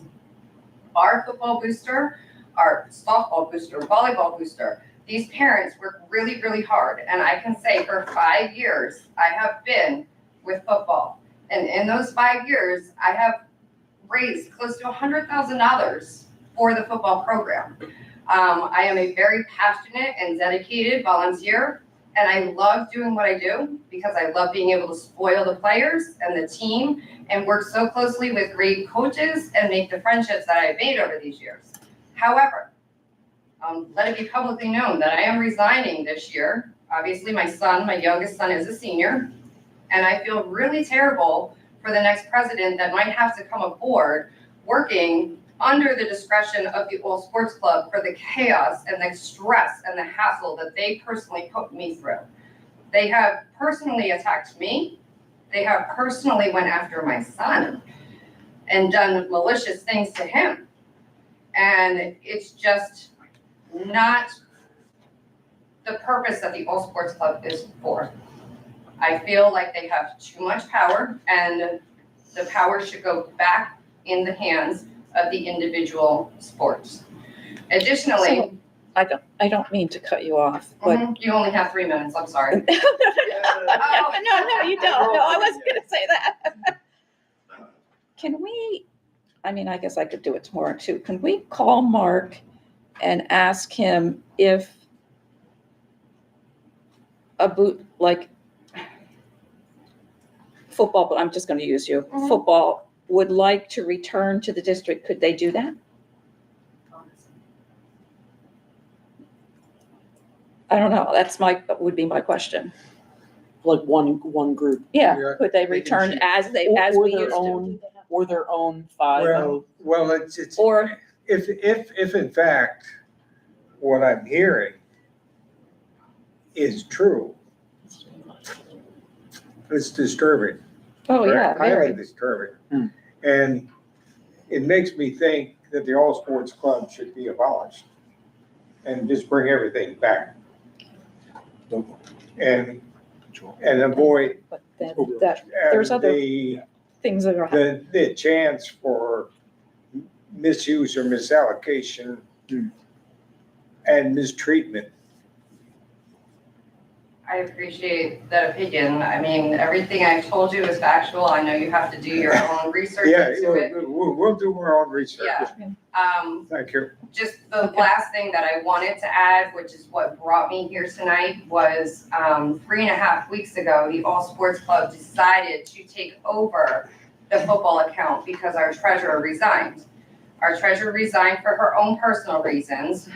She felt like working with us 5 women, that some of us were being mean to her, okay? Now, I can just tell you, 5 women working together is not an easy thing at times. We are going to disagree on things, and that's why you have a booster. We had a middle school representative, a freshman representative, a JV, and varsity representative. So our booster was evenly spread out amongst all levels within 7th through 12th grade. And there are things that I voted on with certain officers and voted against them. We had disagreements. Nothing ever was verbal abuse. Our treasurer, when she resigned, she went to the All Sports Club and told the All Sports Club that we verbally abused her. All of our messages, our text message threads, everything is there. There's nothing screaming verbal abuse. My problem with that, and if that's how she feels, I am okay with that's how she personally feels. We all interpret our feelings differently. My problem with that is, to my knowledge, when there is a grievance, just say filed within a school, people have, 10 days to respond to a grievance before any disciplinary action maybe is taken? I'm not sure. When our treasurer resigned, the All Sports Club said, we're shutting you down. To this day, 3.5 weeks later, they still have not heard from me. They haven't heard from the vice president or the 2 secretaries. They took the treasurer's statement and shut us down. They still have not even given us a chance to explain. Now, the All Sports Club just held a meeting on Monday in which myself and the other 2 officers in the room, we all attended the All Sports Club meeting. During the meeting, I asked them if we could speak about our football issue. And their response was, no, we don't have anything with us. So they refused again another meeting. I've been asking for a meeting since this event happened, and they have refused it.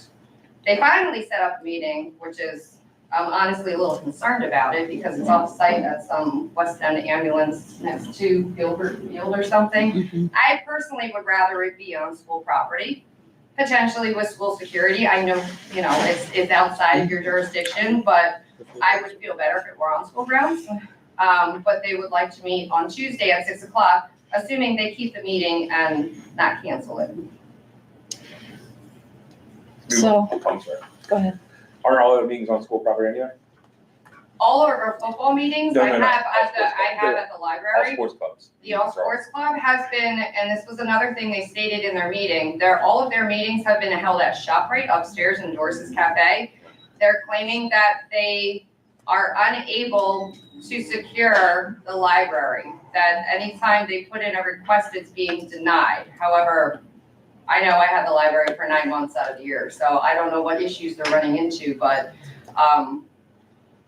Okay. they're asking to meet next to the old baseball field. What do you think? Do we need to have Jim contact the All Sports Club, or do we? I'd like to have a meeting on property. Yeah. I think that's appropriate. I think Yeah. it's Can safe. we- And frankly, this room, but for every, other Thursday is not occupied. Monday evenings, I would imagine that it is accessible and available. So, my preference would be bring the parties together, work on what the issue is and what the solution is, but do it safely here.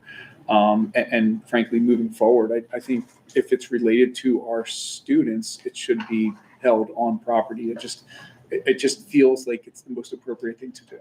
So I think, maybe from this juncture, Mr. Krasinski and I can discuss this. Obviously with Tammy, we'll be in touch with Mark. I'd like to get some information out to the board about some of the questions and things that you talked about. And sooner than later, I'd like to get that meeting, going. So that way it's here and we can start to resolve some of these things. And I think too, we should educate us as the board as to other boosters that their opinions. Yeah. Together, so that way we have the most of the information we can have. Yeah. To make the best decision moving forward. So can we follow up with you tomorrow then? Is that, Absolutely. okay. Thank you. Yeah. Okay. Anyone else on athletics? Can I just ask a question about that then? So does the All Sports Club fall under the SAO at all now?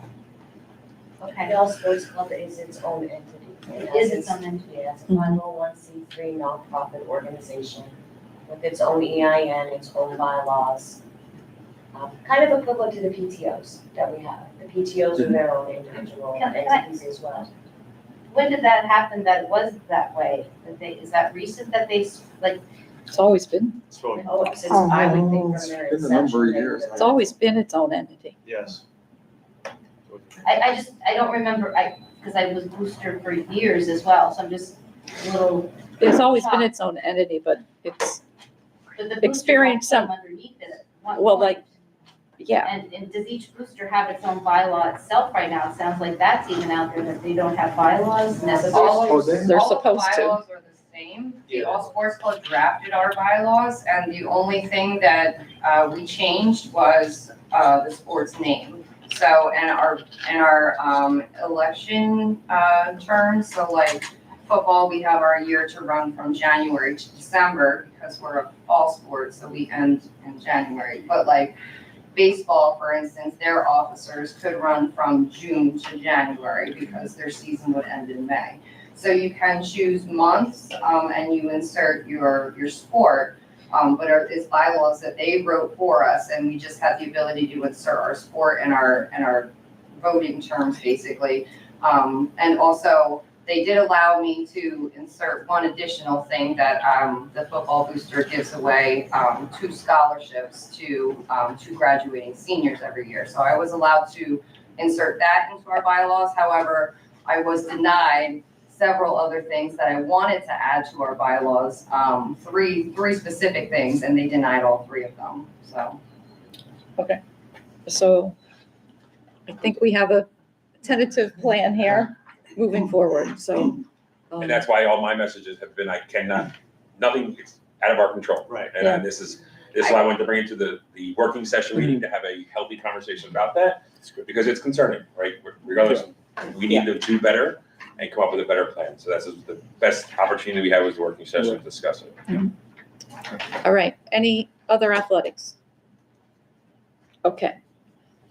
Chief Bronson, are you behind the podium here? Yes, absolutely. Just wanted to quickly give an update on the, we shifted to the Open Gate, metal screening, weapon screening system this year. We started the year on August 25th. We started day 1 with the older Garrett metal detectors.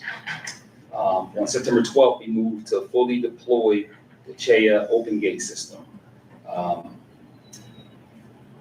We now have grown that process. Instead of just doing the bus entrance, we have moved to randomly selecting out of the 3 entrances into the school, whether it be the choral entrance where the student drivers come in, or bus, or the parent drop off. We now do all 3. They go through, so we're getting a nice sample size of screenings every day now, randomly selected. The beauty of this Open Gate system is also the portability, not just the weapon screening, but the portability. We're able to use it at different locations, not only within the school, but at events. We used it on, I believe it's September 25th for a football game, where we screened almost 650 attendees. We were able to get them into the stadium, and we were confident there were 0 weapons or threats in the stadium. We're also able to move it throughout the building. If there, for example, we had a halo alert in one of the locker rooms, we were able to quickly deploy the system and assist administration and their screening of students that were in the area of the halo. Just some quick numbers on it. We have so far screened over 9,000 students, and in total, over almost 9,700 people have gone through the screening. 0 weapons have been located, and it takes, when we do our morning arrival screenings, the approximate time is about just under 15 minutes to get everybody through into the building to start their day. Does that, how granular of items, can it detect vapes? Or is it like a hit or miss situation? Because I know that's vaping a big issue. I would, Do you not want to answer that question? I would. Yeah, Okay. if you don't mind. Yeah, we put multiple measures in place, so Okay. we're able to After I had get it, what we need realized to I get. would I'll put it like that. It's hard talking code, but, so yeah. Yeah, It's a good question. Level of detail there. Yes. Thank you. thank you. Thank you. Yes, I'm not gonna ask that. All right, any other topics?